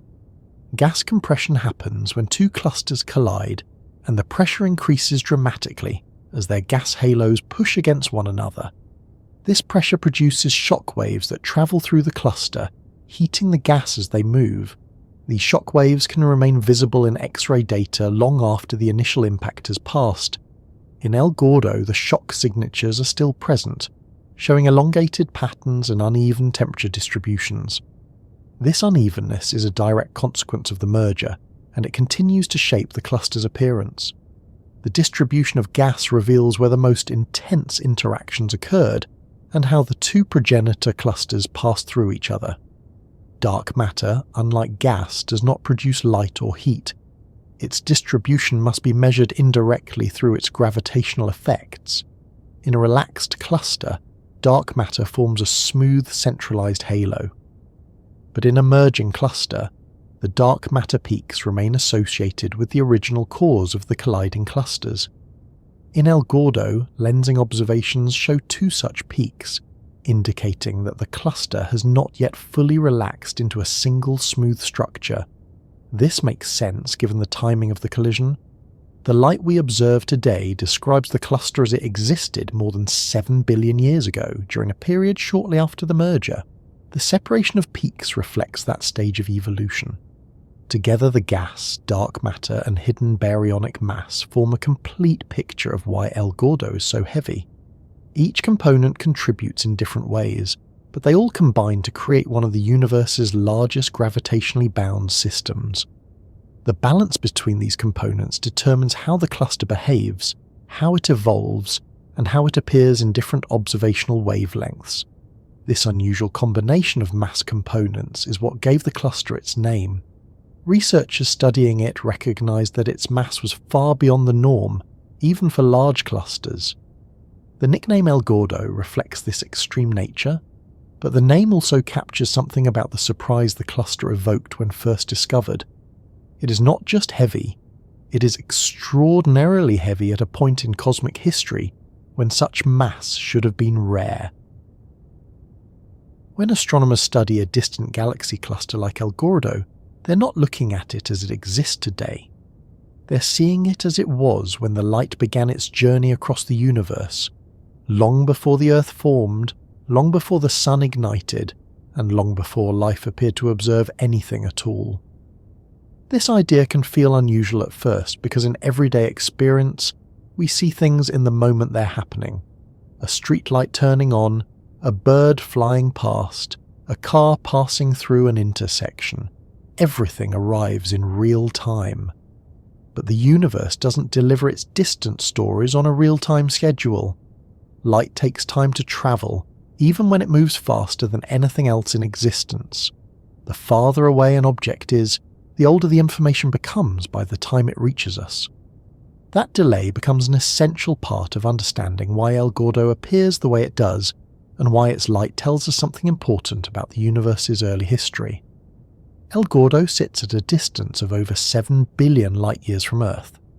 That means the light we observe today left the cluster more than 7 billion years ago. When that light began travelling toward us, the universe was much younger. It had only lived about half its current age. Galaxies were forming at different rates, stars were being born in greater abundance, and cosmic structures were still evolving rapidly. El Gordo was already massive during that time, which is part of why it intrigues astronomers so deeply. Its light comes from a moment when the universe should have been too young to host such an enormous structure. But the fact that we see it in that early state reveals something important about how the universe grows. One reason the cluster's ancient light tells such a compelling story is that looking across huge distances in space is also looking backward across time. Light doesn't arrive instantly. It has to cross immense distances. In the case of El Gordo, that journey took longer than human civilization has existed. It took longer than the age of the Earth itself. When we observe its faint glow through powerful telescopes, what we're truly seeing is a moment preserved from a different era. The cluster continues to exist today, and it has likely evolved significantly in the time since its light left, but that later version remains invisible to us. We can only observe the earlier stage because that is the only light that has reached our planet so far. This idea is central to astronomy. Telescopes are time machines in a very literal sense. They don't pull objects toward us. They simply receive light that has been travelling for millions or billions of years. Each photon carries a record of the universe's past. When those photons reach an instrument on Earth, or aboard a space telescope, they bring with them information about conditions that existed long before our species had language or tools, or even the ability to imagine what a galaxy cluster might be. In El Gordo's case, this ancient light is particularly valuable because it captures the cluster at a stage that challenges expectations. At 7 billion light-years away, the universe was still settling into patterns that define its large-scale structure. Small galaxies were merging into larger ones. Groups of galaxies were assembling into early clusters. But enormous clusters of galaxies, the kind that dominate the modern universe, were not supposed to be common at that time. They take billions upon billions of years to grow. Seeing a cluster as massive as El Gordo at such a young cosmic age is a reminder that the universe doesn't always follow the patterns we expect. The reason this matters so much is that light from different distances tells us how structures evolved over time. Close objects represent the universe as it exists today. Slightly farther ones show earlier stages. Extremely distant ones reveal moments from the universe's infancy. By comparing clusters at different distances, astronomers can trace the timeline of cosmic growth. Most clusters at El Gordo's distance fit comfortably into that timeline. They are large, but not enormous. They are developed but not fully mature. El Gordo, however, appears far ahead of schedule. Another reason its ancient light stands out is that it reveals details about the collision that shaped the cluster. When two massive clusters collide, the effects last a long time, but they eventually settle. If we observed a merging cluster in the modern universe, we would see the later stages of that process. But El Gordo's distance means we're observing it when the collision was still fresh in cosmic terms. The shockwaves had not yet dissipated. The hot gas was still strongly heated. The dark matter halos had not fully blended. That early observation gives astronomers valuable insight into how massive cluster mergers unfold. The light doesn't just show the collision, it also shows the galaxies inside the cluster at an earlier stage in their development. Some of those galaxies were still forming stars at a rapid pace, others were interacting with neighbours. The mix of galaxy types at that time reflects a younger, more dynamic universe. These galaxies are not the same ones we see in local clusters today.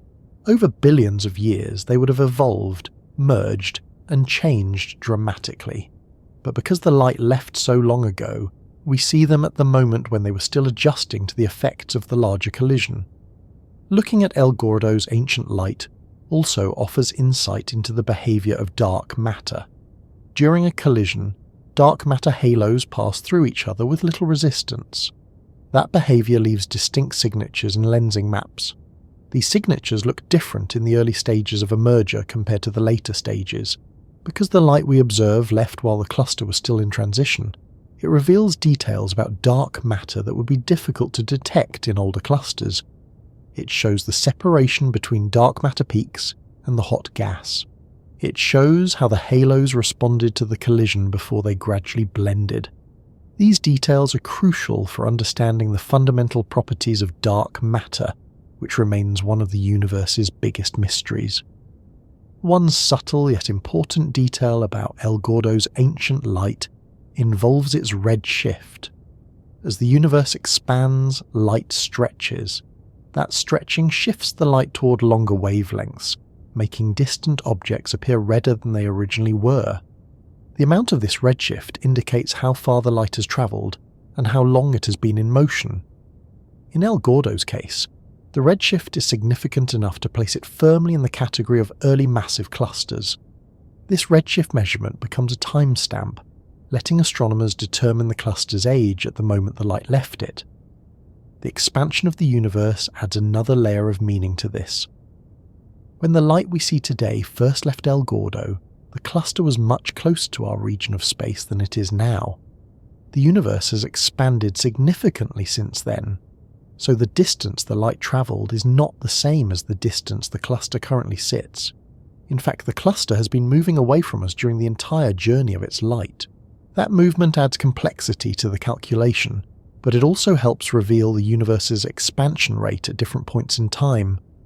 Observing clusters like El Gordo helps refine measurements of this expansion, providing clues about how fast the universe grew and how dark energy influences that growth. Another interesting aspect of receiving ancient light is that different wavelengths carry different information. Visible light from the galaxies shows their shapes and brightness.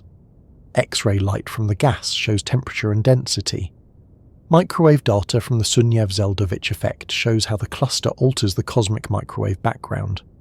Each type of light was emitted at the same moment, but arrives with different signatures because of how it travelled, and how the cluster interacts with those wavelengths.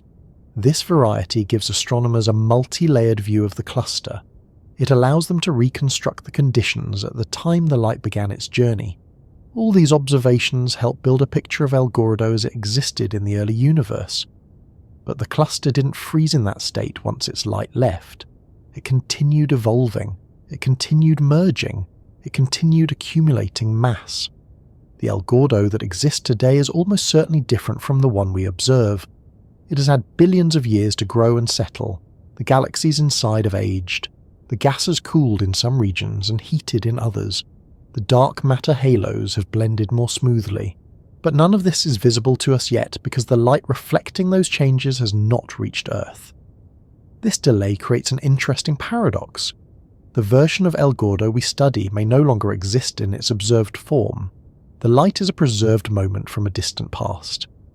That preserved moment is incredibly useful scientifically, but it also means that we are always studying earlier stages of the universe, rather than its present state. everything we observe outside the local cosmos is a memory carried by light.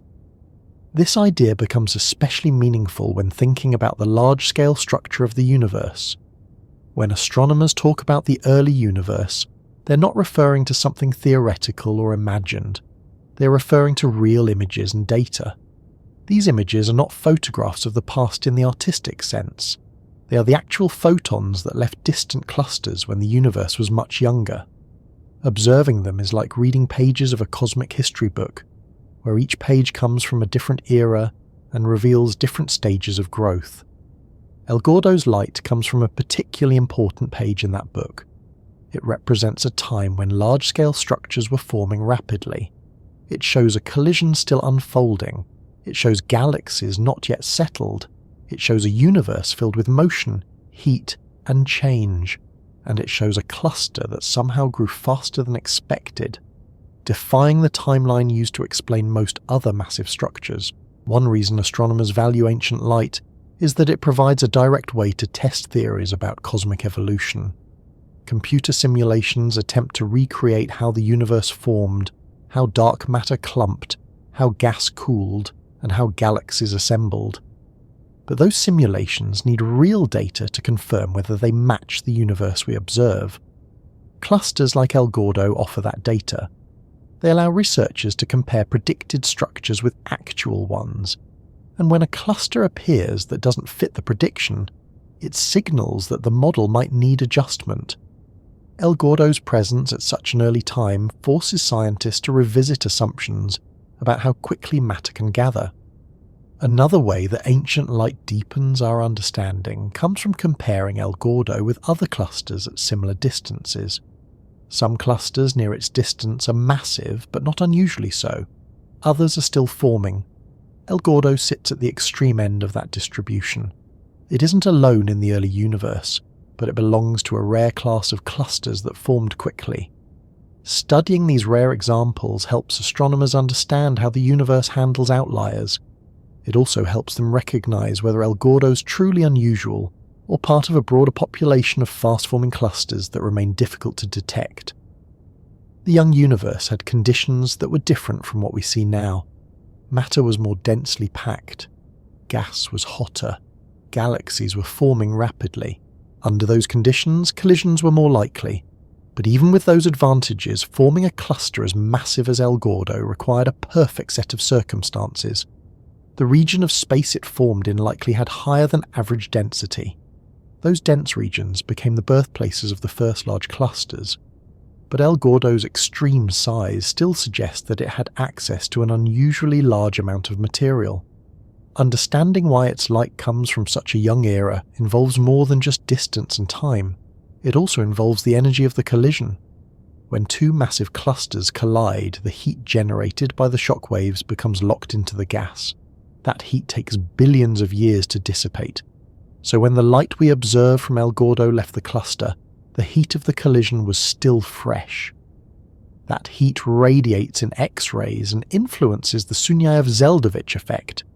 Because of that, the ancient light carries information about the collision in its earlier stages. This ancient light also offers insight into how galaxies respond to large-scale forces. Some galaxies inside the cluster appear distorted or stretched because of gravitational interactions. Others have unusual star formation patterns. These patterns wouldn't be visible in a cluster of the same mass in the modern universe, because the collision effects would have faded long ago. But El Gordo's distance freezes those effects in their early phase. Looking at such an early moment in cosmic history helps connect the dots between different stages of cluster evolution. It shows how smaller groups merge into larger structures. It shows how dark matter halos interact. It shows how gas heats and cools in response to collisions. Without these early snapshots, astronomers would have a gap in their knowledge, unable to see the formative years of the universe's largest systems. When astronomers first realized that El Gordo was something extraordinary, they faced an immediate challenge. How do you measure the mass of a structure so distant that its light began traveling toward Earth before our planet even existed? How do you weigh something, made not only of stars and gas, but also of an invisible substance that doesn't emit or reflect any light at all. It sounds impossible at a glance, yet scientists have developed methods that allow them to measure objects across the universe with remarkable precision. They don't need to visit these places or send probes. They don't need to reach out and touch the cluster. Instead, they study the light, the heat, the motion, and the gravity. These tools become their instruments of measurement, turning faint signals into quantitative knowledge. A massive cluster like El Gordo cannot be measured with a single technique. One method might show the number of galaxies, another reveals the temperature of the gas, another traces the distribution of dark matter. Each approach adds a piece to the puzzle, and because different components respond in different ways to gravity, combining several techniques allows astronomers to build a complete picture, one that reveals not only the cluster's mass but also its structure and history. One of the first methods used to measure El Gordo involved counting galaxies. At first glance, this sounds simple, like tallying stars in the sky, but it requires careful work because many galaxies overlap in images and others are so faint that only deep exposures can reveal them. Astronomers look for clusters of galaxies that share similar redshifts, meaning the galaxies are all travelling away from us at similar speeds due to the expansion of the universe. When galaxies share a redshift, it indicates they're likely part of the same structure, rather than random alignments along the line of sight. In El Gordo's case, the concentration of galaxies at the same redshift was so strong that it immediately suggested a large cluster. This gave the first rough estimate of its mass, although galaxy counts alone can't provide a detailed measurement, because the galaxies themselves make up only a small fraction of the total mass. Still, the number and brightness of the galaxies offered a valuable starting point. It showed that the cluster was massive enough to gather a large community of galaxies into one region. Another tool scientists used was spectroscopy. By dispersing the light from individual galaxies, they can measure the precise redshift of each one. This reveals not only how far away the galaxies are, but also how fast they're moving relative to the cluster's centre. The spread in velocities, known as velocity dispersion, provides a measurement of how deep the gravitational well must be. If galaxies inside a cluster are moving very fast, then gravity must be strong enough to hold them in place.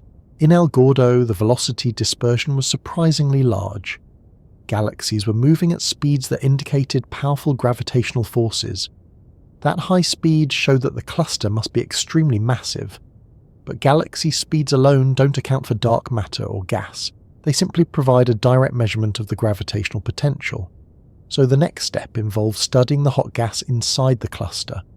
Gas in galaxy clusters is one of the main contributors to the observable mass.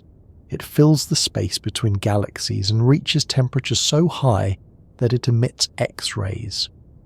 Observing the X-ray emission allows astronomers to measure the gas temperature, density, and distribution. X-ray telescopes like those used to study El Gordo show that the hotter the gas, the stronger the gravity holding it in place. Heat is a response to gravitational compression. If gas is heated to tens of millions of degrees, then the cluster must have a deep gravitational well. In El Gordo, the gas temperatures were extraordinary. They weren't simply higher than average, they were among the highest measured in any cluster detected at that distance. That meant the gravitational pull was strong enough to compress the gas significantly, another sign of its massive size. The X-ray observations also revealed patterns of shockwaves and irregular heat distributions, consistent with a collision. These patterns help astronomers understand how the cluster evolved, but they also influence mass calculations because irregularities in gas temperature can indicate the energy released by merging events. The more energetic the event, the more massive the progenitor clusters must have been. El Gordo's gas signatures showed that the collision was extremely energetic, meaning both colliding systems were already very large. That gave further confidence that the total mass of the system was enormous. Another method used to measure the cluster's mass came from the Sunyaev-Zeldovich effect. This phenomenon occurs when photons from the cosmic microwave background pass through the hot gas in a cluster. As they interact with electrons in the gas, they gain a slight amount of energy, shifting their frequency. This shift is extremely subtle, but sensitive instruments can detect it. The magnitude of the shift depends on the density and temperature of the gas. In El Gordo, the shift was significant, suggesting that the cluster had an exceptionally large amount of hot gas.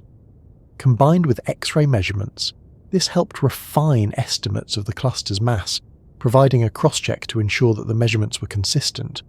Each of these methods gave part of the story, but to measure the full mass, including dark matter, scientists turned to one of the most powerful tools in astronomy, gravitational lensing. When light from distant galaxies travels past an extremely massive object like a galaxy cluster, gravity bends its path. This bending causes distortions in the appearance of those background galaxies. Some appear stretched, some appear curved, others become magnified. In rare cases, strong lensing can produce arcs or multiple images of the same galaxy. By mapping how the background galaxies deform, astronomers can reconstruct the mass distribution of the cluster responsible for the lensing. This method doesn't rely on any assumptions about the type of matter involved. It detects mass directly through its gravitational influence. In El Gordo, the lensing maps showed strong distortions across a wide region. The strength of these distortions indicated that the cluster contained an extraordinary amount of mass, far more than could be explained by visible galaxies or hot gas alone. These distortions highlighted the distribution of dark matter, showing two main concentrations that reflected the merging history of the cluster. The gravitational lensing method is particularly valuable because it offers a direct measure of total mass. It doesn't require interpreting temperature, gas density, or galaxy speeds. Instead, it uses the shape of space itself as a measuring tool. El Gordo's lensing signals were among the strongest for a cluster at its distance, supporting the conclusion that it ranked among the most massive clusters ever detected. What makes gravitational lensing so powerful is that it reveals where mass resides. In El Gordo, the lensing map showed that dark matter was clustered in regions that didn't always match the distribution of gas. This separation is typical in merging clusters and provided important insight into the collision that shaped the system. It also validated the earlier measurements from X-rays and the Sunyaev-Zeldovich effect, showing that all the observational methods were pointing in the same direction. Once each method provided its own estimate of the mass, astronomers combined them to refine the total. Using different tools is essential, because every method comes with its own uncertainties. Gas temperature can be influenced by shockwaves. Galaxy velocities can be influenced by local gravitational effects. The Sunyaev-Zeldovich effect depends on gas properties that may vary across the cluster, and gravitational lensing can be sensitive to the alignment of background galaxies. But when all these methods converge, confidence grows. In El Gordo's case, each method indicated extremely high mass. The numbers matched closely enough to confirm that the cluster was truly enormous. This agreement among methods gave astronomers the certainty they needed to classify El Gordo not just as large, but as one of the most massive clusters known. Measuring something so distant also involves understanding how distance itself affects observations. Because the universe expands, objects at great distances appear dimmer and their light becomes stretched. This stretching, known as redshift, helps calibrate the distance to El Gordo. Once the distance is known, scientists can factor in how the universe evolved between the time the light left the cluster and the time it arrived at Earth. This context is crucial for interpreting the cluster's properties correctly. Another challenge in measuring its mass is accounting for projection effects. When observing a distant cluster, scientists see it in 2 dimensions, but the cluster exists in 3.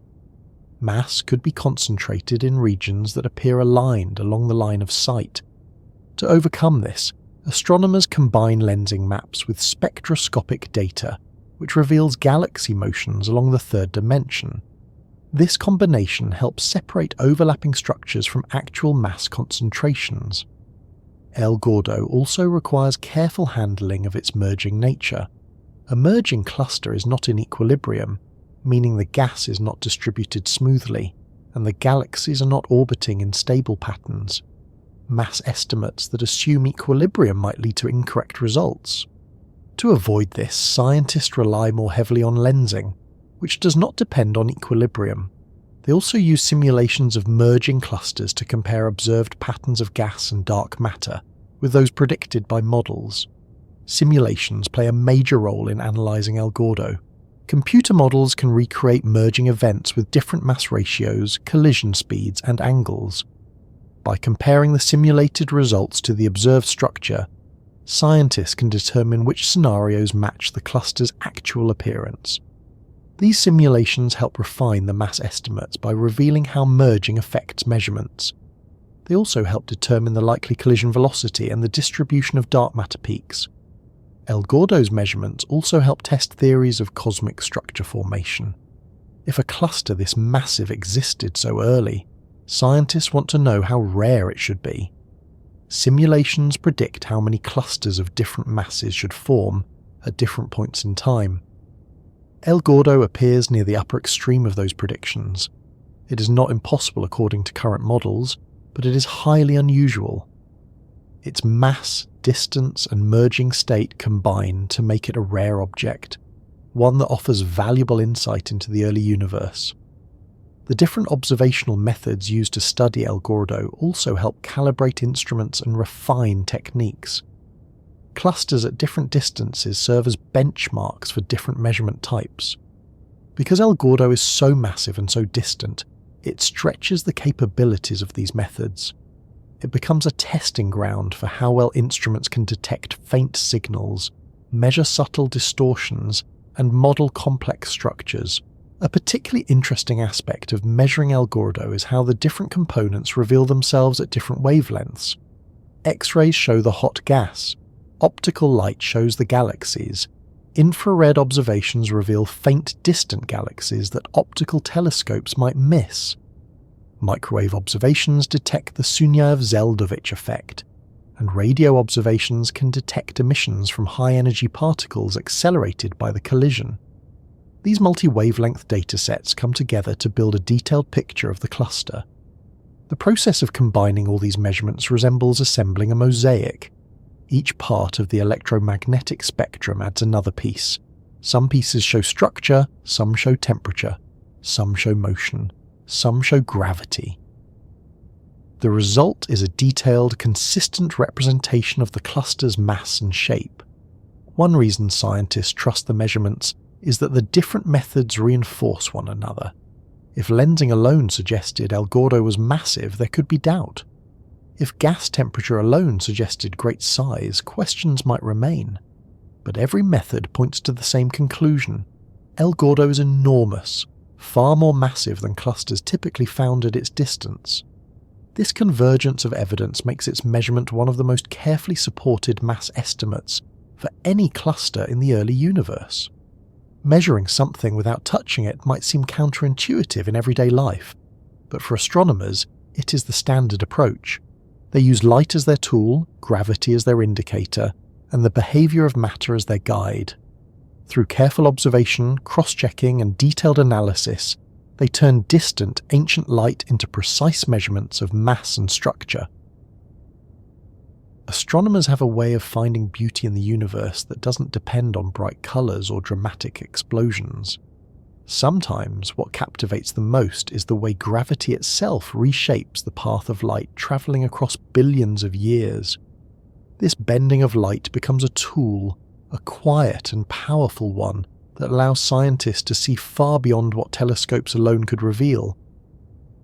El Gordo, with its extraordinary mass, becomes one of these tools. It acts as a natural magnifying glass in space, not because of any reflective surface or lens the way a human-made telescope has, but because gravity is strong enough to curve the fabric of space and redirect the light that passes near it. This effect turns El Gordo into a kind of gateway, letting astronomers observe galaxies even more distant than the cluster itself. Understanding how this happens begins with a simple idea. Light travels in straight lines, unless something bends those lines. In everyday life, this bending happens when light passes through glass or water. the change in medium alters the light's speed and direction, creating refraction. But in space, the bending works differently. There is nothing for the light to pass through. Instead, gravity stretches and curves space around massive objects. Light follows that curve as if it were the straightest path available.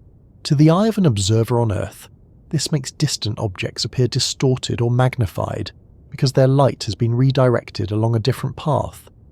In the case of El Gordo, the cluster's mass is so large that it significantly bends the light coming from galaxies behind it. Those galaxies lie far beyond El Gordo, at distances even greater than 7 billion light-years.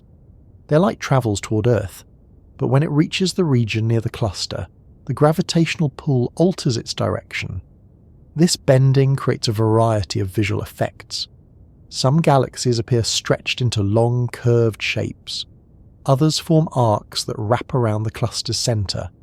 In rare cases, multiple images of the same galaxy appear, each one created by a different path the light followed as it passed near the cluster. These distortions aren't just strange artifacts of cosmic coincidence, they are valuable scientific tools. When astronomers see how strongly light bends around a cluster, they can calculate how much mass the cluster must contain to produce that effect. The stronger the distortion, the heavier the cluster. This is one of the reasons El Gordo's mass became so clear. The distortions around it are substantial, pointing to enormous gravitational influence. Gravitational lensing comes in different strengths.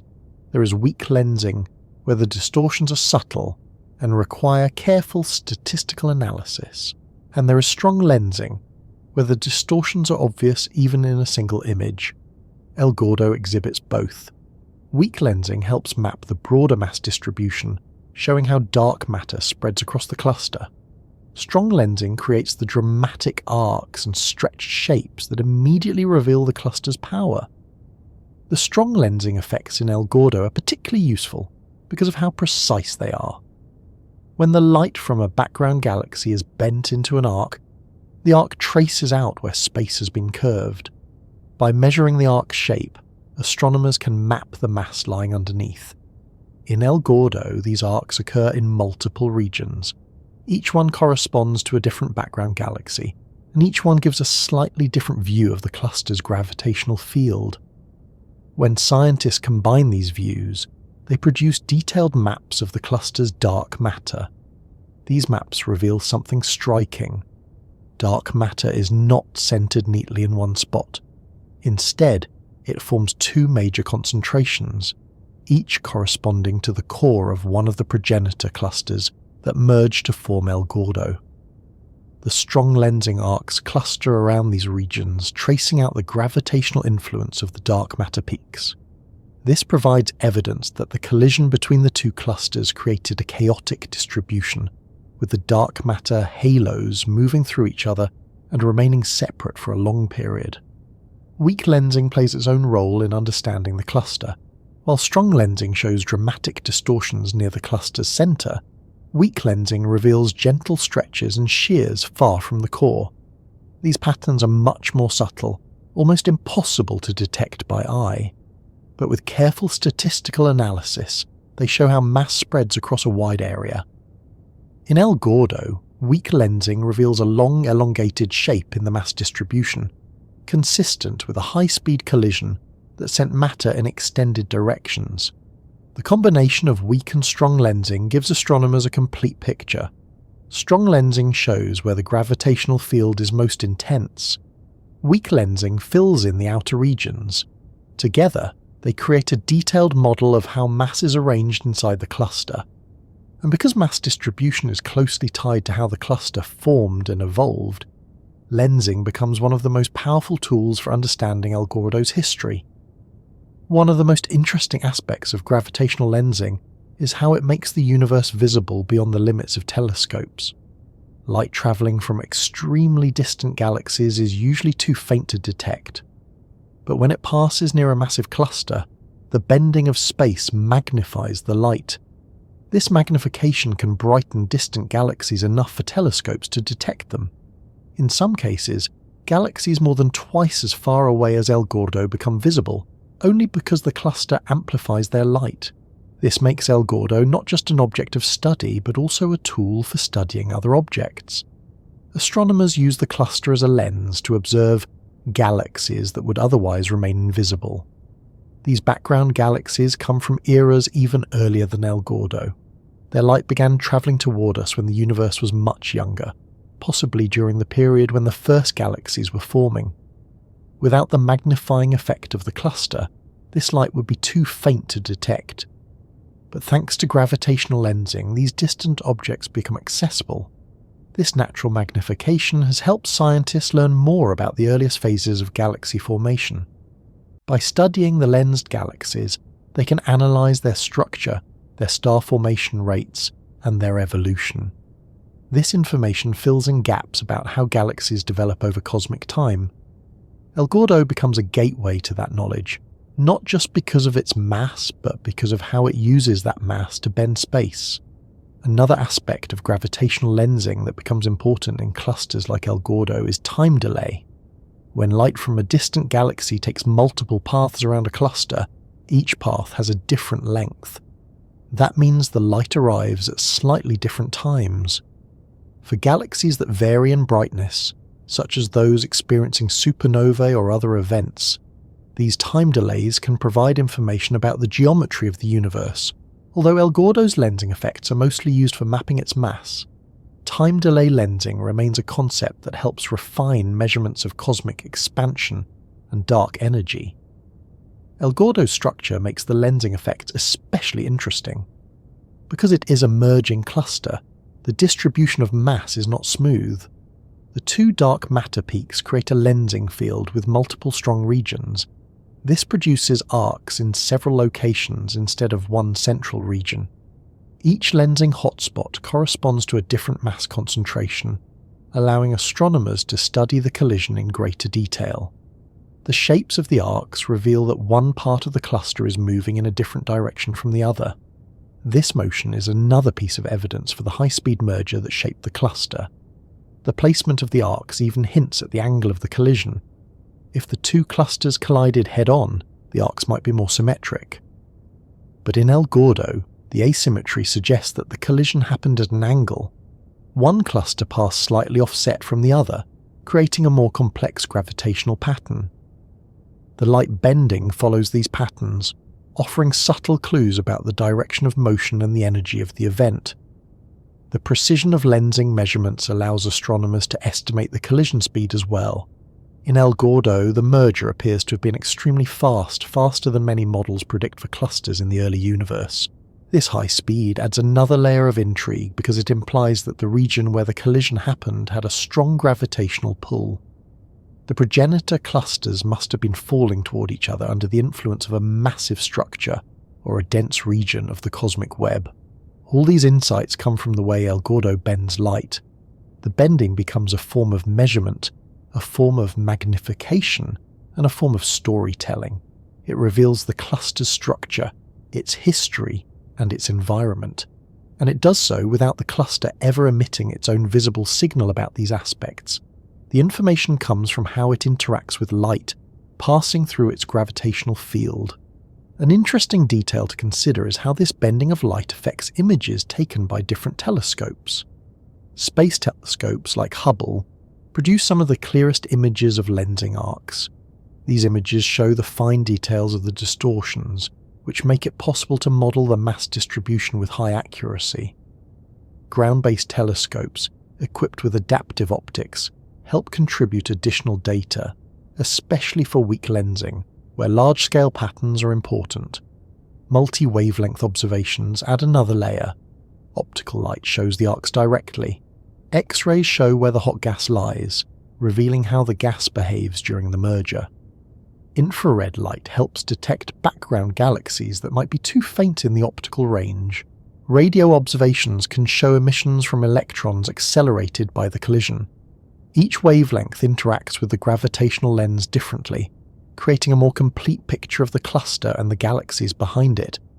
The fact that El Gordo magnifies background galaxies also means that astronomers need to account for lensing when studying the cluster itself.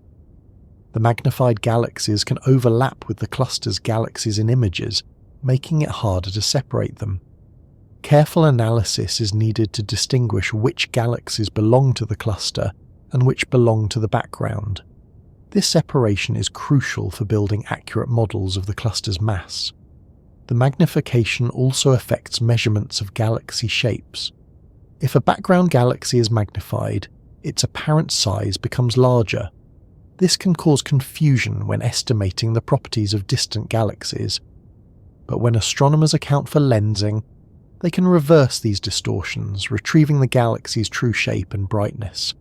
This correction allows them to study galaxies that would otherwise be out of reach. As researchers continue to examine El Gordo, its gravitational lensing will remain one of its most valuable features. Not only does it reveal the cluster's mass, but it also helps uncover new details about galaxies that lie far beyond it.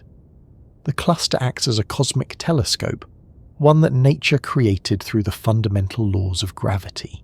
By using it, astronomers gain access to regions of space that would otherwise remain hidden. Because lensing depends on mass, clusters like El Gordo allow scientists to study the relationship between dark matter and the visible components. The fact that dark matter produces most of the lensing signal shows how dominant it is in the cluster. The visible galaxies and gas contribute only a small fraction. This helps refine theories about dark matter, especially regarding how it behaves during collisions. In El Gordo, the separation between gas and dark matter seen through lensing maps reinforces the idea that dark matter interacts very weakly with other forms of matter. The understanding gained from El Gordo's lensing effects also contributes to broader questions in cosmology. By studying how mass in clusters bends light, astronomers can refine estimates of cosmic expansion, dark energy, and the growth of structure over time. Clusters like El Gordo become important data points in these larger models. Their mass, distance, and lensing strength help build a more accurate picture of the universe's history. There are certain discoveries in astronomy that fit neatly into the existing framework of what scientists expect to find. A new galaxy somewhere in a quiet region of space might reflect the usual patterns of formation. A small cluster that grew over billions of years might fit the models comfortably. But every so often, something appears that pushes against those expectations. El Gordo is one of those rare cases. When researchers calculated its mass, distance, temperature, and merging history, they realized that this cluster raised questions that did not have easy answers. It wasn't simply large, it wasn't merely distant. It combined those properties in a way that placed it well outside the normal predictions for when clusters of its size should appear. To say that El Gordo shouldn't exist isn't a literal statement, but rather an acknowledgement that its existence became a challenge to the timing laid out by cosmological models. Understanding why this is the case means looking at how the universe forms structures over time. After the Big Bang, matter was distributed in a mostly uniform way, with only small fluctuations in density. These tiny variations provided the seeds for future galaxies and clusters. Regions with slightly higher density attracted more matter, growing slowly over cosmic time. Smaller structures formed first, larger ones formed later as the smaller ones merged. This sequence, known as hierarchical structure formation, is a central feature of cosmology. According to this framework, the most massive structures in the universe should appear relatively late, after billions of years of growth. El Gordo does not align with that timeline. The light we see from it comes from a time when the universe was only about half its current age, roughly 7 billion years ago. At that point, massive clusters were expected to exist, but not clusters of this scale. The amount of mass El Gordo had already gathered placed it among the largest clusters known today, even though it existed far earlier than most of those giants. This early appearance challenges the assumption that clusters need nearly the full age of the universe to reach such immense sizes. Astronomers began examining this discrepancy by looking at simulations of cosmic growth. These simulations use the known laws of physics, dark matter distribution, and cosmic expansion to predict how galaxies and clusters evolve. Under typical conditions, growing a cluster as massive as El Gordo by that early time would require a region of space with unusually high density. Such regions certainly exist in the universe, but they are rare. Even in those rare regions, forming two massive clusters and then merging them with the speed and energy required to match El Gordo's observed state becomes extremely unlikely. What makes the situation difficult is not just the amount of mass, but the timing of the merger. The collision that shaped El Gordo must have occurred shortly before the light we now observe left the cluster. That means the two progenitor clusters had to grow large independently, move toward each other at high speed, collide with enormous force, and still retain the clear separation between gas and dark matter seen in observations, all within a time window that seems narrower than expected. Each step adds another layer of improbability. Taken together, they create a scenario that leaves astronomers asking how such a massive and energetic event could have happened so early. Another reason El Gordo challenges expectations is the structure of its dark matter. Dark matter plays a major role in shaping clusters. Its gravitational pull gathers gas and galaxies, forming deep potential wells. In the early universe, dark matter had not yet had as much time to form large halos. Smaller halos existed, but the most massive ones typically form later as smaller ones merge. For El Gordo to have such large halos so early suggests that dark matter in that region collapsed into dense structures at an unusually fast rate. This type of rapid collapse is not impossible, but models predict that it should be rare. The cluster's gas temperature provides another clue about why its existence is surprising. Gas reaches higher temperatures in deeper gravitational wells. Because El Gordo's gas is extremely hot, this indicates that the gravitational pull must be extraordinarily strong. This in turn means the cluster's overall mass must have been very large even before the merger. Combined with the evidence that two already massive clusters collided, the system becomes even more unusual. Clusters with such high temperatures do exist in the modern universe, but they formed over much longer timescales. El Gordo reached similar conditions far sooner. One of the central puzzles comes from comparing El Gordo to predictions from the standard model of cosmology, known as LCDM. This model uses cold dark matter and dark energy as the foundation for explaining how structures grow and how the universe expands. LCDM is extremely successful in explaining a wide range of observations. It matches the cosmic microwave background. It matches the distribution of galaxies. It matches the growth of structure over time. But El Gordo sits near the extreme end of what LCDM allows. Some studies suggested that clusters like El Gordo might be so unlikely in standard cosmology that finding even one poses a challenge. That doesn't mean the model is wrong. It simply means that either the universe is more varied than simulations commonly assume, or that rare objects like El Gordo occur occasionally even if they fall on the far edge of probability. But to make that conclusion, astronomers need to understand what conditions in the early universe could have allowed such rapid cluster formation. One explanation is that El Gordo formed at the intersection of several cosmic filaments. These filaments make up the cosmic web, the large-scale structure of the universe. They act like highways for matter, directing gas, galaxies, and dark matter toward dense regions. If El Gordo's progenitor clusters formed at the convergence of multiple filaments, they would have had access to more material, allowing them to grow quickly. This type of environment could accelerate cluster formation, producing unusually large structures earlier than typical regions. Another possibility is that the merger between the progenitor clusters happened in a way that produced a particularly strong boost in mass concentration. A high-speed collision can compress gas, stir dark matter, and create shockwaves that alter the cluster's structure. If the collision happened with the right angle, speed, and mass ratio, it could create conditions that amplify the cluster's mass signatures. This amplification would not change the total mass, but it could make the cluster appear more massive or more extreme than typical clusters of similar size. Even so, the underlying problem remains.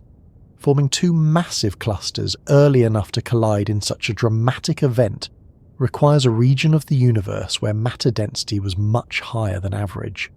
Such regions do exist, but they are rare enough that researchers want to understand what might have made El Gordo's region particularly dense.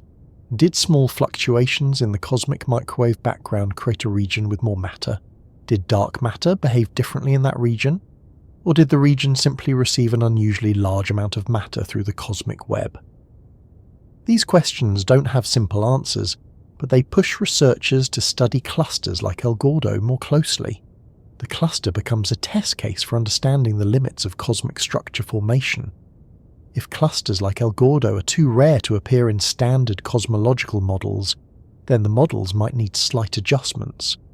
The adjustments wouldn't be drastic, but they might involve refining assumptions about how matter flows through cosmic filaments, or how density fluctuations grew in the early universe. Another reason El Gordo challenges expectations is the speed of the collision that shaped it. Observations suggest that the progenitor clusters collided at very high velocity. High-speed collisions require strong gravitational influence. For two clusters to reach such speeds, they must have been falling toward each other from a significant distance under the pull of their combined mass and possibly the mass of surrounding structures. Producing such speeds in the early universe is difficult because there has not been enough time for gravity to accelerate objects over long distances. This adds another layer to the puzzle. Some researchers have suggested that El Gordo might not be unique. There could be other massive early clusters that remain undetected because they lie at distances that are harder to observe. If more clusters like El Gordo exist, then the universe may form large structures earlier than expected. But if El Gordo remains one of the few known examples, then it becomes a rare outlier, one that pushes the boundaries of what models allow. The uncertainty surrounding its rarity is part of what makes the cluster so valuable. It helps refine the way simulations handle dense regions. It helps test assumptions about dark matter. It helps improve predictions about how often massive clusters should appear in the early universe. And it helps guide future surveys that search for similar clusters at similar distances. The merging nature of El Gordo adds another challenge. Because the cluster is not in equilibrium, its mass estimates depend heavily on lensing.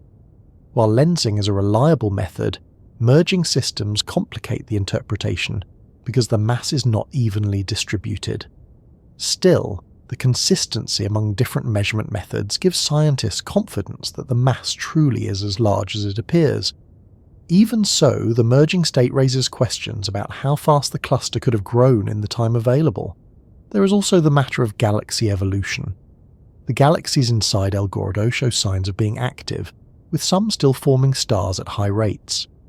The early universe was a time of rapid star formation, but when clusters become very large, the galaxies often shut down star formation sooner because gas becomes heated and stripped. The presence of active galaxies inside such a massive cluster suggests that the cluster was still in a transitional phase when the light we now see left it. This transitional state adds another layer to the question of timing. How did the cluster reach such mass, while still hosting galaxies that look more like those in younger, smaller clusters? The more astronomers study El Gordo, the more its details become part of the ongoing discussion about how the universe grew. It doesn't break the rules of cosmology, but it sits near the edges of what those rules allow. It encourages scientists to refine their understanding of early cluster formation and to explore whether similar objects might be waiting to be discovered. Most of the mass inside El Gordo isn't something you can see directly. It isn't in the stars or in the glowing gas, or in anything releasing light that a telescope can capture. Instead, the majority of the cluster's weight lies in something invisible, something that can pass straight through matter without slowing down, something that only reveals itself through gravity.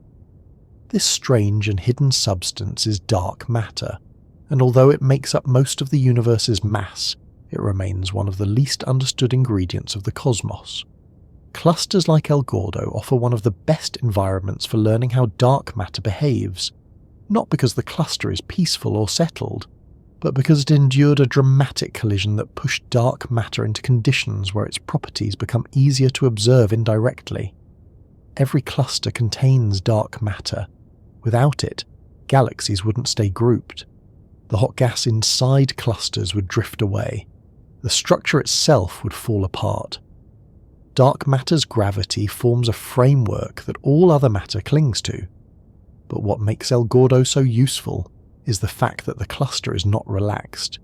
It is not a calm, settled halo of dark matter surrounding a well-behaved distribution of gas and galaxies. Instead, the cluster is still in the aftermath of a powerful merger. Two clusters came together with enormous speed, passing through one another in a way that separated dark matter from the gas. That separation tells scientists something crucial about dark matter's personality, how it behaves when confronted with extreme conditions. The gas inside a cluster behaves predictably during a collision. Because gas particles interact, collide, and slow each other down, the hot gas between merging clusters will pile up, compress, and heat. This interaction creates shockwaves and leaves behind noticeable trails. You can map where the gas slowed down and where it spread because gas responds to pressure and friction. But dark matter does not behave like gas. It passes through other matter as if nothing were there. It does not heat up. It does not collide in the same way. It does not clump together because of direct interactions. Instead, dark matter simply follows gravitational paths, continuing through a collision almost undisturbed. El Gordo demonstrates this clearly. Observations show that the dark matter peaks are offset from the gas peaks. In other words, the gas slowed down during the collision, but the dark matter kept going.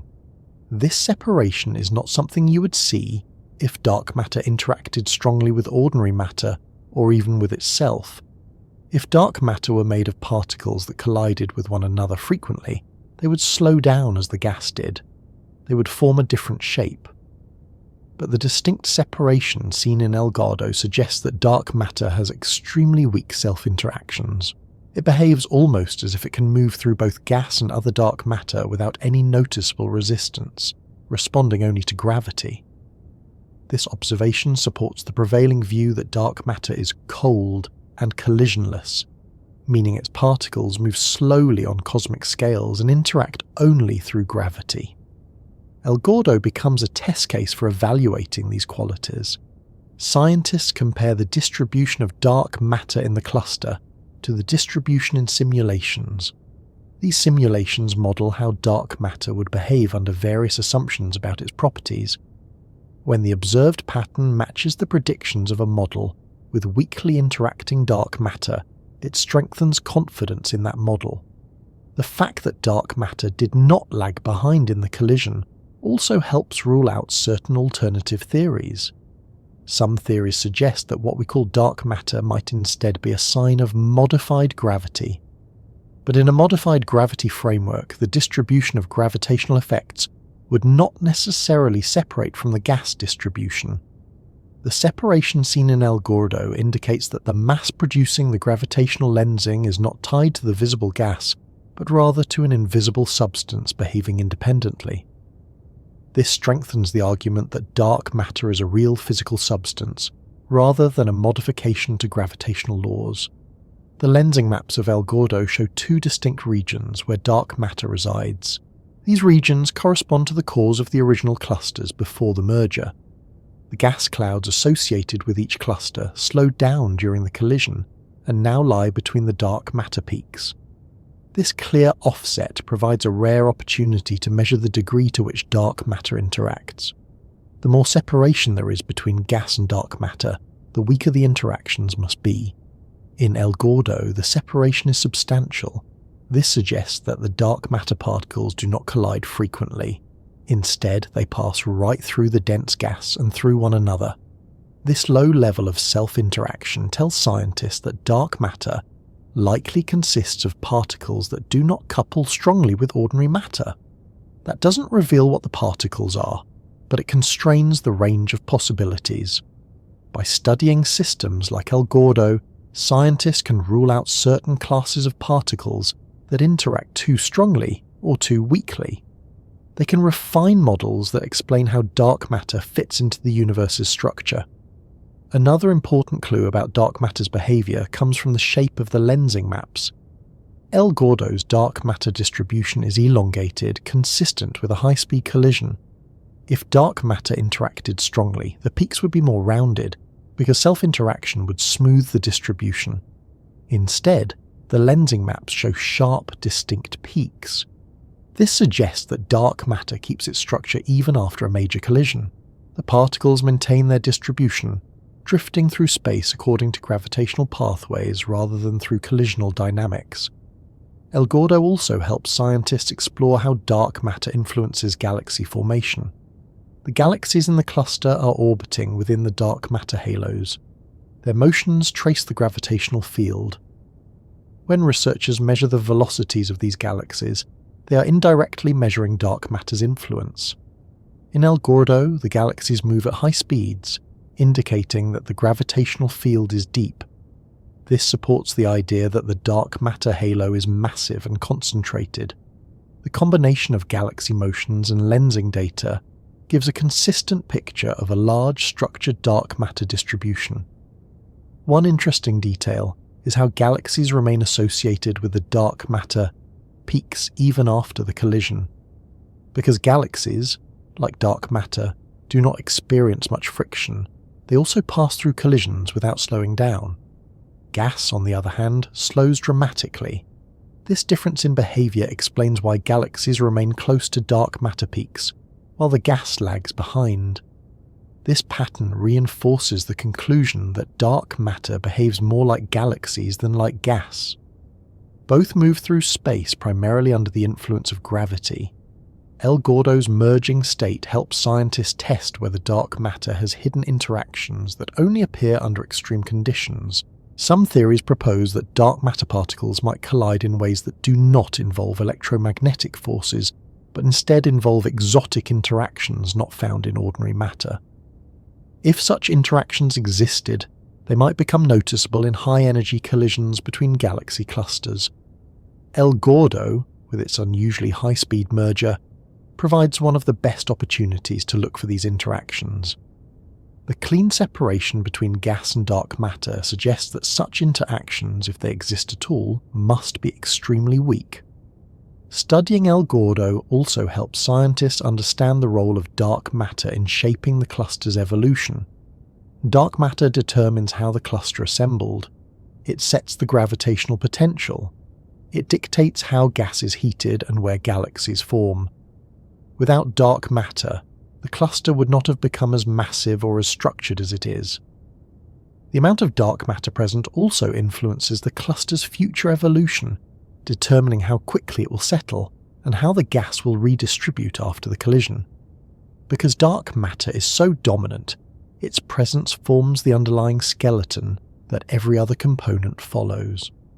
Another aspect of dark matter's personality emerges from how the cluster's mass is concentrated. In El Gordo, the dark matter halos are dense, indicating that the matter in those regions collapsed early. Early collapse requires regions with higher than average density in the early universe. These dense regions draw in matter more quickly, forming dark matter halos that become the seeds of large clusters. The early formation of such halos is part of what allowed El Gordo to become so massive. This rapid collapse shows that dark matter behaved predictably, gathering according to gravity, but with more material available in that region than in typical areas. The size of the dark matter halo also affects how galaxies inside the cluster evolve. A deeper gravitational well means stronger tidal forces, more interactions, and more stripping of gas from galaxies. This can influence star formation rates, galaxy shapes, and the movement of galaxies through the cluster. In a young cluster like El Gordo, these processes are still ongoing. The dark matter halo has a direct effect on how the galaxies will evolve over billions of years. By studying how dark matter shaped El Gordo, scientists learn more about how dark matter shapes the universe. Every large structure in the cosmos formed because dark matter provided the gravitational framework. In some regions, more dark matter was present, leading to the formation of massive clusters like El Gordo. In other regions, less dark matter was available, resulting in smaller structures. This unevenness in dark matter distribution explains why the universe contains both giant clusters and vast empty voids. El Gordo's lensing effect provides another important insight. The strength of the lensing signal shows how concentrated the dark matter is in certain regions. The more concentrated the dark matter, the stronger the gravitational pull. The cluster's strong lensing arcs suggest that the dark matter peaks are dense and compact. This density tells scientists about how dark matter clumps together. If dark matter particles interacted strongly with each other, they might not form such sharp peaks. Instead, they would spread out more evenly. The presence of sharp peaks suggests that dark matter clumps efficiently under gravity alone, without needing additional forces to hold it together. Dark matter also influences the temperature of the gas. Because the dark matter halo compresses the gas, heating it. The gas temperatures in El Gordo provide indirect clues about the mass and distribution of dark matter. The extremely high gas temperatures measured in the cluster reflect a deep gravitational well. That gravitational well is shaped by the dark matter halo. The gas does not heat to such high levels without a massive amount of dark matter present. The merging state of El Gordo also lets scientists examine whether dark matter interacts with gas at all. If dark matter particles collided with gas particles, you might expect the dark matter peaks to lag slightly, or to show signs of heating. But observations show no such lag and no heat signature from dark matter. This reinforces the idea that dark matter does not interact with gas in the usual sense. It moves through the collision as though the gas were not there. Another subtle clue about dark matter's behaviour comes from the shape of the dark matter halos after the collision. The halos maintain their general structure even after passing through each other. This suggests that dark matter halos are robust under extreme conditions. If dark matter halos were fragile or easily disrupted, the collision would have scattered the dark matter in irregular patterns, but the halos remain distinct, showing that dark matter maintains its distribution through gravitational forces. By examining the distribution of dark matter in El Gordo, scientists can test different particle physics models. Some models predict that dark matter particles have slight self-interactions. Others predict no interactions at all. El Gordo provides one of the clearest pieces of evidence for extremely weak self-interactions. The clean separation between dark matter and gas suggests that dark matter particles rarely collide with anything, even under extreme conditions. This cluster also helps refine the estimated mass of dark matter particles. The behaviour of dark matter during the collision helps scientists constrain how massive the particles could be. If dark matter particles were too light, they would behave differently. If they were too heavy, their distribution would also differ. By comparing observations with simulations, researchers narrow down the possible mass range. Clusters like El Gordo become a kind of natural laboratory for studying dark matter. They provide conditions impossible to recreate on Earth. In accelerators, scientists can test theories of particle physics, but they cannot simulate the gravitational environment of a cluster collision. Only the universe itself provides that environment. El Gordo becomes one of the few places where dark matter's behaviour reveals itself clearly. As researchers continue to study the cluster, its dark matter distribution will keep offering clues. More detailed lensing maps, deeper X-ray observations, and more precise measurements of galaxy velocities will provide additional information about how dark matter shapes the cluster. The more scientists learn from clusters like El Gordo, the better they can refine theories of cosmic structure. There's a question woven through almost every area of cosmology, one that seems simple at first but becomes increasingly complex the deeper scientists go. It asks how fast the universe grows, not how fast galaxies travel on their own, or how fast stars burn through their fuel, but how the expansion of the universe itself changes over time. It's a question that influences everything from the size of cosmic structures to the fate of the universe billions of years from now. When astronomers look at El Gordo, they see more than a massive cluster. They see a clue, a signal that helps test the rate at which cosmic structures form and how the expansion of space affects that growth. The cluster becomes a point of comparison, a benchmark that helps scientists understand how matter clumped together in the early universe and how different eras of cosmic history shaped the pace of that gathering. The first thing to understand is that the universe's expansion isn't uniform across all of its history. Shortly after the Big Bang, the universe expanded extremely fast.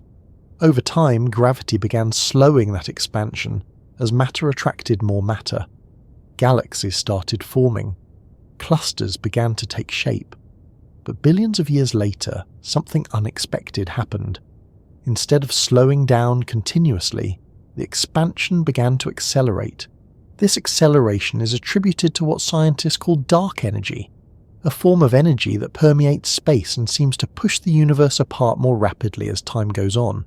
Because of this change, clusters form under different conditions at different times. In the early universe, expansion slowed enough for matter to clump together. In the modern universe, faster expansion makes it harder for new massive structures to form. El Gordo sits at an interesting point in this timeline. The light we see from it comes from a period when the expansion was still slowing, before dark energy became dominant. At that stage of cosmic history, the universe was dense enough and gravity strong enough to allow clusters to grow effectively. But even in that environment, forming a cluster as massive as El Gordo remains unusual. The fact that it reached such size so early gives astronomers a way to test how fast structure formation occurred in that era. Structure formation and cosmic expansion are deeply connected. When the universe expands more slowly, matter has more time to gather. When expansion accelerates, it becomes harder for gravity to bring matter together. Clusters form through the slow pull of gravity over billions of years. Their growth depends on how quickly matter can fall inward and how much matter is available in a region. That process becomes easier when the universe is younger and denser. But despite those advantages, the presence of a cluster as massive as El Gordo suggests that certain regions of space gathered matter faster than expected. To understand why this matters, it helps to look at how scientists model the universe. They use equations that describe how matter behaves under gravity, how dark matter clumps, and how dark energy stretches space. These models predict how many galaxy clusters of different sizes should exist at different points in time. These predictions form a statistical framework. According to that framework, extremely massive clusters should be increasingly rare the farther back you look. They need time to grow, and the earlier universe provides less of that time. El Gordo stands out because it sits at the tail end of this distribution. It's not just massive for its distance, it's massive even when compared to modern clusters. This makes it a useful test of how well the models match reality. If clusters this large are too rare in simulations, then the models might need adjustment. The adjustments might be small, but even slight changes can alter the predicted rate of cosmic expansion, the timing of structure formation, or the behavior of dark matter. When scientists analyze clusters like El Gordo, they look at several factors tied to cosmic growth. One of these is the halo mass function, which predicts how many dark matter halos should exist at different sizes and different ages of the universe. Massive halos are less common than small ones, and extremely massive halos are the rarest of all.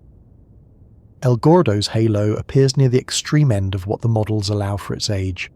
This makes it a valuable data point for checking whether the predictions hold up. Another factor is the growth rate of structure. This rate describes how quickly matter collects into halos. If the growth rate is high, massive clusters form earlier. If the growth rate is low, they form later. By comparing El Gordo to clusters at different distances, scientists can map out how the growth rate changed over time. This helps test theories about dark energy. Dark energy slows down structure formation by accelerating the expansion. If dark energy were stronger or weaker than expected, it would affect how early massive clusters can appear. El Gordo's mass suggests that the growth rate in its region must have been high. That doesn't mean the universe as a whole grew faster. but it does mean the local environment where El Gordo formed had conditions that encouraged rapid accumulation of matter.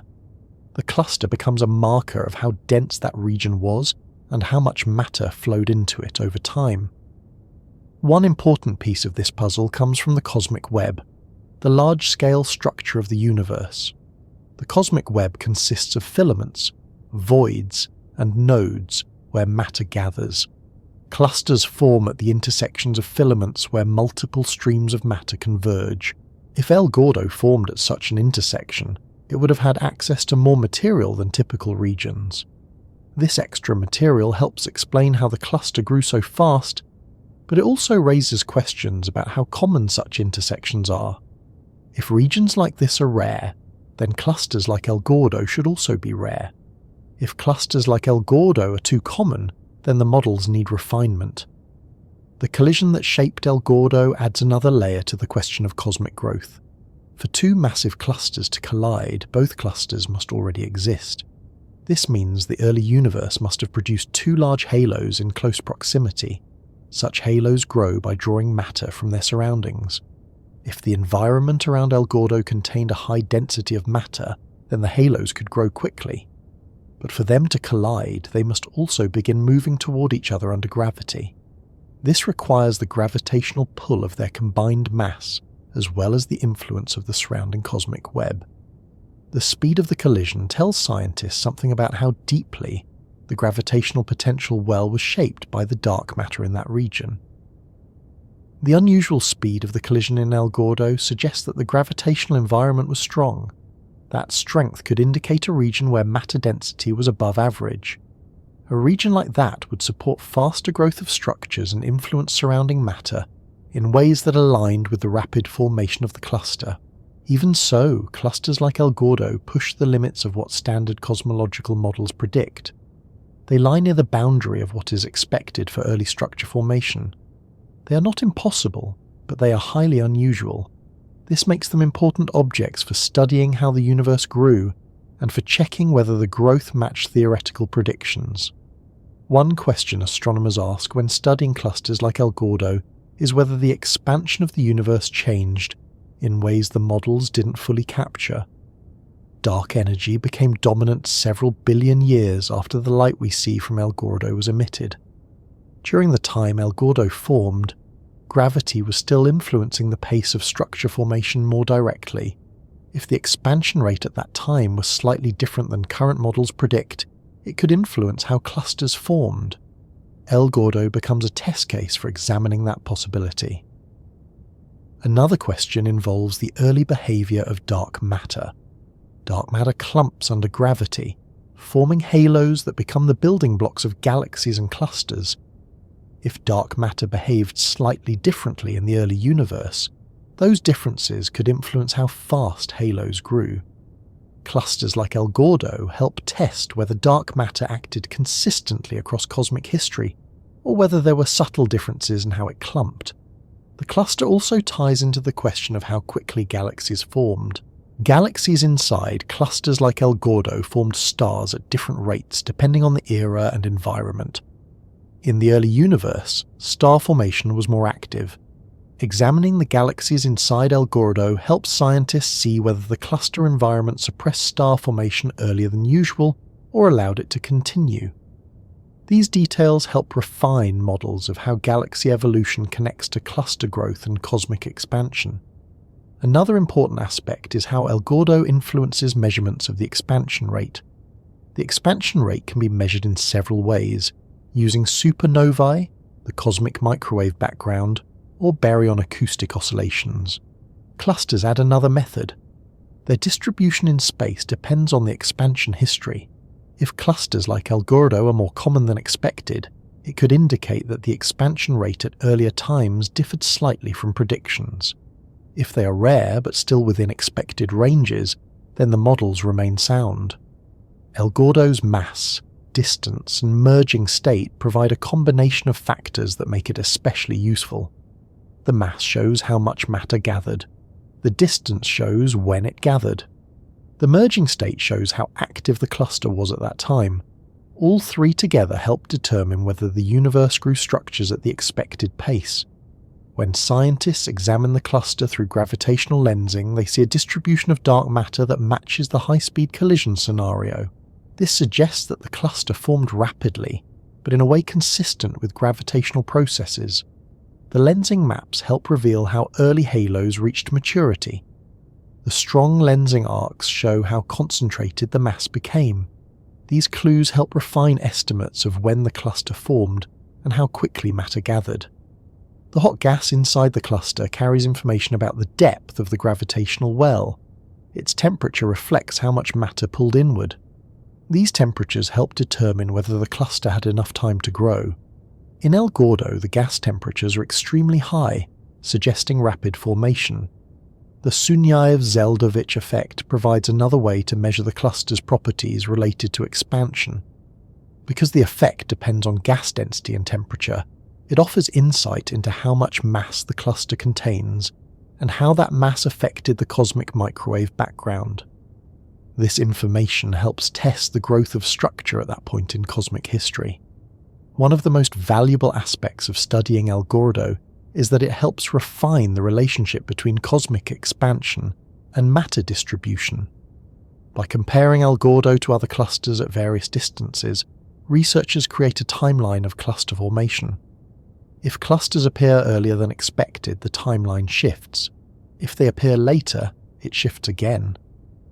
El Gordo sits at a point in this timeline where extremely massive clusters are supposed to be rare. Its presence helps determine whether this rarity matches predictions or whether the models need adjustment. Astronomers also examine how El Gordo fits into the broader statistical distribution of clusters. If the cluster is an outlier, it becomes a data point that helps define the extremes of what the universe can produce. By understanding these extremes, scientists can refine the probabilities that govern structure formation.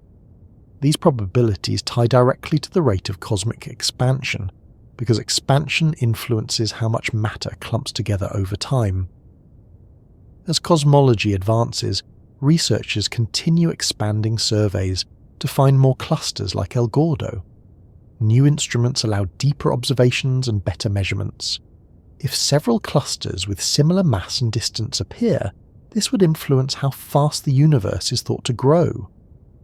If El Gordo remains one of only a few, it becomes a rare but valuable object for testing theoretical limits. Thinking about El Gordo as it exists in the ancient light that reaches us is one thing.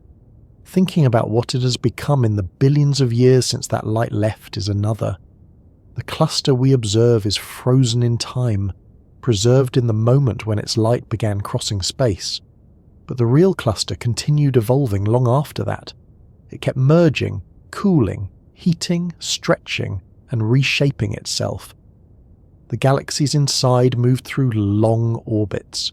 The stars continued burning through their fuel. The gas inside the cluster shifted under the influence of gravity. None of those changes are visible to us yet, but they still happened. So understanding the future of El Gordo means imagining what happens to a massive cluster as it ages, how its gravity influences everything inside it, and how its structure alters as billions of years pass. A cluster as large as El Gordo grows by drawing more matter inward. That matter falls in along the cosmic filaments that connect clusters to the rest of the universe. Even after the dramatic collision that shaped El Gordo at the time we observe it, there would still have been a supply of gas, small galaxies, and dark matter streams feeding into it. Over time, these flows continue adding mass. Smaller groups fall in. Some of them get torn apart by tidal forces, others merge intact. The result is that the cluster grows steadily larger, and its gravitational potential becomes deeper. The two dark matter halos that were still distinct in the early collision would, over time, settle into a single combined halo. Settling happens slowly. The collision we see in progress would have continued for billions of years after the moment preserved in the light reaching Earth. The dark matter peaks would gradually approach one another. The gas, which was initially spread unevenly because of the collision, would have begun mixing and cooling in some regions. Cooling is important because hot gas emits X-rays, and those emissions represent energy loss. Over long periods, gas gradually loses energy and sinks toward the cluster's center. As it does, it becomes denser. The center of the cluster grows more massive and structured. This process, while slow, marks the transition from a disturbed cluster to a more relaxed one. Relaxation does not involve complete stillness. Even relaxed clusters remain dynamic environments. Galaxies orbit through them along long paths. Gas continues flowing. Dark matter continues shaping gravitational wells. But the chaotic patterns produced by the collision would eventually smooth out. Shockwaves dissipate. Temperature variations stabilize, and the cluster becomes more symmetric. El Gordo, in its contemporary form, would look far calmer than the version we observed from billions of years ago. The stars inside the cluster add their own part to this long-term evolution. Most stars inside cluster galaxies behave the same way they would anywhere else. They burn through their fuel, they change colour slowly. Some evolve into red giants and then settle into white dwarfs. Others explode as supernovae. But the environment of a cluster affects these processes indirectly. Over very long timescales, the motion of galaxies within the cluster changes the conditions for star formation. As galaxies fall through the hot gas of the cluster, some of their gas is stripped away. This stripping process reduces the amount of material available for forming new stars. As a galaxy loses its gas, it transitions from a star-forming system to one where older stars dominate. In El Gordo, this transformation would have accelerated after the collision. When two clusters merge, the turbulence and compression in the gas can trigger bursts of star formation in some galaxies. But after that brief burst, the stripping processes increase. The hot gas in the cluster creates pressure that pushes against the cooler gas inside galaxies. The faster a galaxy moves through the cluster, the more gas it loses. Over billions of years, many galaxies inside El Gordo would have gradually transitioned into systems with little star formation, containing mostly older stars. This is typical of large clusters. They become environments where galaxies age faster than they would in isolation. Another effect of the cluster's mass is how it influences the motion of galaxies. As the dark matter halos settle, the gravitational pull becomes more centralized. Galaxies follow orbits that take them around the cluster's center, though these orbits can be elongated, chaotic, or influenced by interactions with other galaxies. Over long enough timescales, some galaxies spiral inward slightly, especially if they interact gravitationally with others. These interactions exchange energy and can alter the paths of different galaxies, but this process is extremely slow and happens over many billions of years. Eventually, some galaxies may merge with others. In the dense core, galaxies are more likely to collide. Collisions between galaxies do not look like collisions between solid objects. They pass through each other, stretching and distorting under gravity. Stars rarely collide directly, but the galaxy's gas clouds heat, compress, and trigger bursts of star formation during these events. After repeated interactions, the central region of the cluster may grow an enormous central galaxy, sometimes called a CD galaxy. Many mature clusters have such central giants. If El Gordo followed the same path, then over billions of years, its core would have grown a massive central galaxy formed from the merging of several smaller ones. The dark matter halo provides the gravitational structure for this evolution. As the halos merge and settle, the cluster's shape becomes smoother. The two peaks merge into a single peak. This new peak becomes the anchor point for the orbits of galaxies. Gas gradually cools toward the center, but cooling takes time because the gas is extremely hot.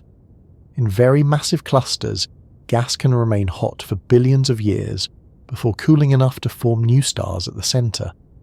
This slow cooling process influences how the cluster evolves, keeping the core bright in X-rays even after the rest of the cluster has settled.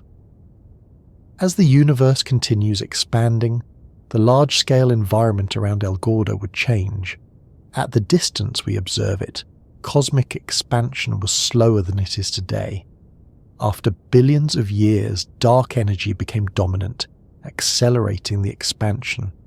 This acceleration affects how clusters evolve. In the modern universe, clusters still grow, but their growth slows because expansion pulls matter away faster. As space expands more rapidly, it becomes harder for distant matter to fall into clusters. El Gordo, like all clusters, eventually becomes isolated. Matter that might have fallen into it earlier becomes too far away, expanding away faster than gravity can pull it back. This isolation leads to a future where clusters become more self-contained. They grow less from external sources and more through internal evolution. Galaxies inside the cluster merge with one another.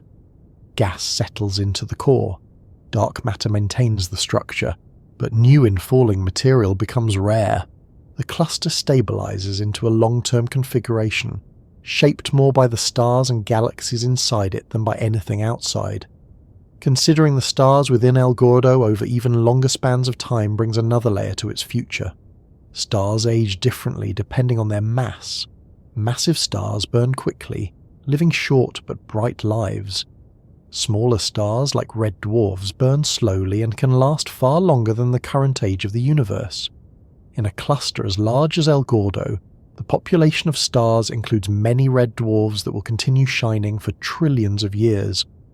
Over these enormous spans, the cluster becomes a collection of ancient stars, long after the bright blue stars have burned out and long after star formation in the galaxies has ended. Some stars eventually drift away from their host galaxies because of gravitational interactions. A galaxy passing close to another can lose stars to the cluster at large. These stars become part of the intracluster light. A faint glow spread through the cluster. Over time, this glow grows brighter as more stars become unbound. In far future versions of the cluster, this intracluster light becomes a more significant feature. It creates a halo of faint starlight that stretches through the space between galaxies. Gas within the cluster also follows a long-term path. Hot gas emits X-rays as it cools, but cooling takes enormous amounts of time.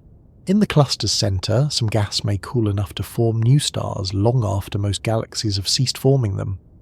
But in many massive clusters, feedback from supermassive black holes prevents the gas from cooling too quickly. These black holes release energy that reheats the gas, preventing it from forming new stars. If El Gordo hosts a central black hole in its largest galaxy, that black hole would play a role in regulating the cluster's long-term star formation. Another consideration is how the cluster interacts with the cosmic microwave background. As long as the gas remains hot, it continues affecting the background light that passes through it. This effect persists even as the cluster ages. The long-term evolution of the gas keeps the Sunyaev-Zeldovich effect active, though weaker as the gas cools. Over extremely long time scales, the gas loses energy and eventually cools enough that the effect becomes minimal. If we imagine the cluster billions of years beyond the moment we observe it, we see a structure that has transitioned from chaos to stability. The shock waves from the collision have dissipated. The gas has settled into a smoother distribution. The dark matter halo has become centrally concentrated. The galaxies have aged, with most forming new stars only rarely. The entire cluster becomes a stable, massive system drifting through an expanding universe. On even longer timescales, the expansion of the universe becomes more significant. Dark energy's influence grows stronger, and distant galaxies recede beyond what clusters can gravitationally affect. El Gordo, like all clusters, becomes part of an isolated pocket of matter. It no longer draws material from outside. Its internal structure becomes the sole influence on its evolution. Over trillions of years, galaxies inside the cluster merge until only a few remain. The stars inside them continue aging. White dwarfs cool into black dwarfs. Neutron stars and black holes persist. The cluster becomes a quiet environment filled with the remnants of stars. This far future evolution may seem remote, but it reveals something important about clusters like El Gordo. They are not static objects. Even after their dramatic early mergers, they continue changing. The stars inside them follow predictable paths of stellar evolution. The gas cools gradually. The dark matter halo remains the dominant force shaping their structure, and the expansion of the universe influences how they gather or lose matter. While the version of El Gordo we observe is young and energetic, the real cluster today has grown older, quieter, and more settled.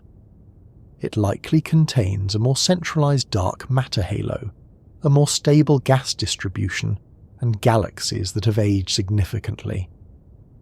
The environment inside the cluster has slowed star formation, and the stars themselves have continued their natural cycles. But the full story continues far beyond what we can see. There is a certain quiet that tends to settle over the mind when you step back from the details of a massive cluster like El Gordo and let the full scale of its story settle in. Not the kind of quiet that feels empty, but the kind that shows up when something large enough to reshape your sense of size sits in front of you, long enough that the usual reference points fall away. El Gordo offers that kind of quiet because everything about it stretches beyond the boundaries of what a person experiences in the day-to-day world. Its mass, its distance, its age, its collision history, its future, and the sheer amount of matter moving through it are so far outside ordinary human scales that trying to hold it all at once becomes less about memorizing facts and more about letting the idea of immensity rearrange the way the universe feels. The first shift usually comes with the realization that the light we see from El Gordo left it more than 7 billion years ago. This is a sentence that can be understood quickly, but it takes longer to feel the weight of what that means. The light left before the Earth had continents that resemble the ones we know. It left before plants existed on land. It left before the moon's orbit expanded to its present distance, and it travelled across a universe that expanded beneath it. When the photons reached Earth, they arrived in a world that didn't exist when they began. Every single moment in human history happened after the light began crossing space. Every language, every tool, every culture, every discovery, every question about existence appeared during that journey. It takes time to let that kind of distance settle into the mind, because the scale is so large that it isn't something you can compare to a familiar experience. There's no object you can hold, no walk you can take, no measurement you can visualize that equals the distance light traveled to bring you the image of El Gordo. So instead of trying to convert it into something familiar, the mind eventually adjusts by stepping away from comparing. The scale becomes something you accept rather than something you measure. And once that shift happens, the universe begins to feel different. It becomes less like a distant place, and more like an environment you're already inside, one where size isn't something you fully grasp, but something you simply acknowledge. The second shift often appears when thinking about how clusters like El Gordo form. They don't appear all at once. They grow slowly over billions of years. They pull in matter from regions so large that even the word region barely captures it. They accumulate galaxies. They drag in gas heated to millions of degrees. They gather dark matter halos that don't interact with anything except gravity. And they do it all under the steady influence of the laws that govern the universe. There's nothing dramatic or sudden in the early growth of clusters, but occasionally something does become dramatic, like the collision that shaped El Gordo. Even then, the drama stretches across millions of years, so slowly that if a person could watch it unfold in real time, it would look like a still frame. The collision between the two progenitor clusters didn't produce a moment of impact. It produced a long, steady passing through. The gas heated, the dark matter moved forward, the galaxies continued their long orbits. Nothing in the cluster experienced anything like sudden shock, in the way humans understand the word. Everything took place on a timeline that stretches so far beyond a lifetime that the pace becomes inseparable from stillness. Slow processes like that reveal something about the universe. They show that motion doesn't have to be fast to be powerful. They show that evolution doesn't need abruptness to be meaningful, and they show that change can happen in ways that exceed ordinary perception but still produce structures of extraordinary scale. Another shift comes from thinking about mass. El Gordo carries a mass that reaches into the quadrillions of solar masses. Saying that number aloud doesn't really convey what it means. A single solar mass can be difficult enough to comprehend. The Sun contains most of the mass in the solar system. It has enough gravity to hold planets in orbit for billions of years. Yet El Gordo contains the mass of millions of trillions of suns, and most of that mass is dark matter. Something invisible, something you cannot touch or see, something that passes through matter without slowing. The idea that most of the mass in the universe is something you cannot observe directly is another one of those quiet realizations that shifts how you think about existence. It highlights how much of reality is hidden behind the limits of our senses. Even though dark matter is invisible, its influence is unmistakable. It shapes the galaxies inside El Gordo. It pulls gas into clusters. It creates deep gravitational wells that heat matter to extreme temperatures. It bends light passing near it. And it creates lensing arcs that show where its mass is concentrated. The existence of these arcs offers a reminder that the universe leaves clues everywhere, even when those clues come from distortions that you'd never see in everyday life. It's a kind of subtlety that reveals how quiet the universe can be, while still shaping everything on the larger scales. There's also something grounding in thinking about how stars inside the cluster live their lives. Most of the stars inside El Gordo will spend their entire existence inside galaxies that orbit the cluster's centre. They will never leave. They will move along paths determined by gravity, shifting slightly as galaxies interact. Some will be stripped from their galaxies and drift freely through the intra-cluster space.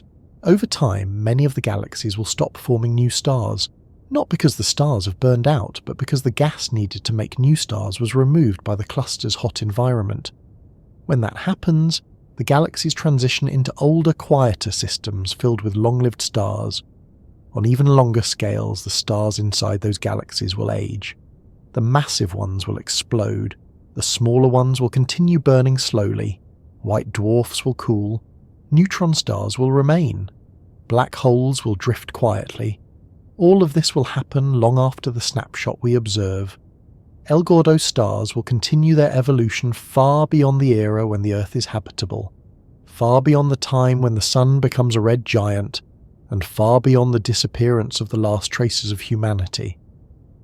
The cluster's timeline far exceeds anything that appears in the cosmic moment where humans exist. Considering that kind of longevity has a way of changing how a person thinks about their own place in the universe. Not in a way that diminishes human experience, but in a way that places it inside a larger context. The fact that people exist at all, on a small planet, orbiting an ordinary star, inside a galaxy that drifts along one of the filaments connected to much larger structures, becomes something that feels remarkable rather than insignificant. The universe is not diminished by human presence, and humanity is not diminished by the universe's size. Both exist together, one unfolding within the other, following different timescales but sharing the same space. Another reflection arises from thinking about how the universe changes with time. When the light we see from El Gordo was released, the universe was in a different stage of expansion. Matter was more densely packed. Star formation was higher. Collisions between galaxies were more frequent. Clusters grew more quickly. The cosmos has shifted dramatically since then. It has expanded, cooled, and become dominated by dark energy. The structures that form now are shaped under different conditions than they were when El Gordo was in its early stages. This difference in conditions reveals how the universe is not static but evolving. It reminds anyone thinking about it that nothing in the cosmos stays fixed forever, not even the laws that govern how structures form. The laws stay the same, but the environment changes. Spending time with thoughts like this creates a sense of perspective that doesn't depend on grand statements or dramatic realizations. It grows gradually, in the same way clusters grow. A person begins with simple curiosity. That curiosity becomes interest. That interest becomes reflection. and that reflection turns into a broader sense of place, not place in the sense of a specific location, but place in the sense of being part of something much larger. The universe becomes less of a distant abstraction and more of a familiar environment, even if its scale remains beyond anything the senses can truly grasp. El Gordo adds another layer to that reflection, because it represents one of the largest gravitationally bound structures known. It's a reminder that the universe produces scale in both directions. At one end, there are subatomic particles. At the other, there are clusters larger than entire superclusters of galaxies, and between those extremes lies everything from stars to planets to the space that people inhabit.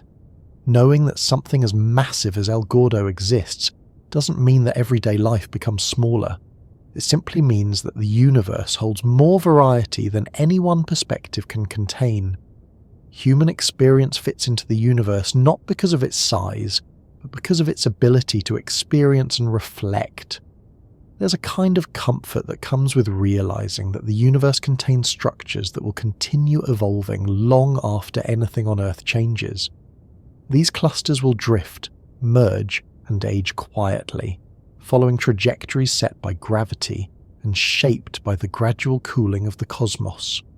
Their stories extend far into the future, but even though their timescales exceed human timescales by unimaginable margins, the light they release becomes part of the human story because it reaches Earth and gives people the ability to understand their surroundings. If someone looks at an image of El Gordo, they might see arcs, galaxies, and glowing gas. But behind that image is a story stretching across billions of years. Behind that story is the physics that shaped it. And behind that physics is the quiet, consistent framework that keeps the universe operating. Knowing that such things exist can produce a feeling of steady calm, not because the universe is gentle, but because it is consistent. It's also worth remembering that the universe does not require understanding in order to function. Clusters form whether anyone observes them or not. Galaxies orbit whether anyone studies them or not. Stars burn with or without witnesses. But the fact that people can observe these things and make sense of them adds a layer of meaning. Human awareness becomes part of the universe simply by paying attention. That awareness does not change the universe, but it changes the experience of living inside it. Thinking about El Gordo in these terms turns the cluster into something more than an object of scientific interest. It becomes a point of connection, a way of seeing how the universe builds structures across unimaginable scales and how light carries those structures across unimaginable distances. It becomes a reminder that even though the universe is vast, people can still learn from it, reflect on it, and feel connected to it. As thoughts settle around these ideas, the sense of immensity becomes less overwhelming and more grounding. The size of El Gordo doesn't need to be understood all at once. It doesn't need to be measured in a way that feels personal. It can simply exist as part of the universe, the same universe that produces stars, planets, organisms, and people capable of asking questions about their place in it.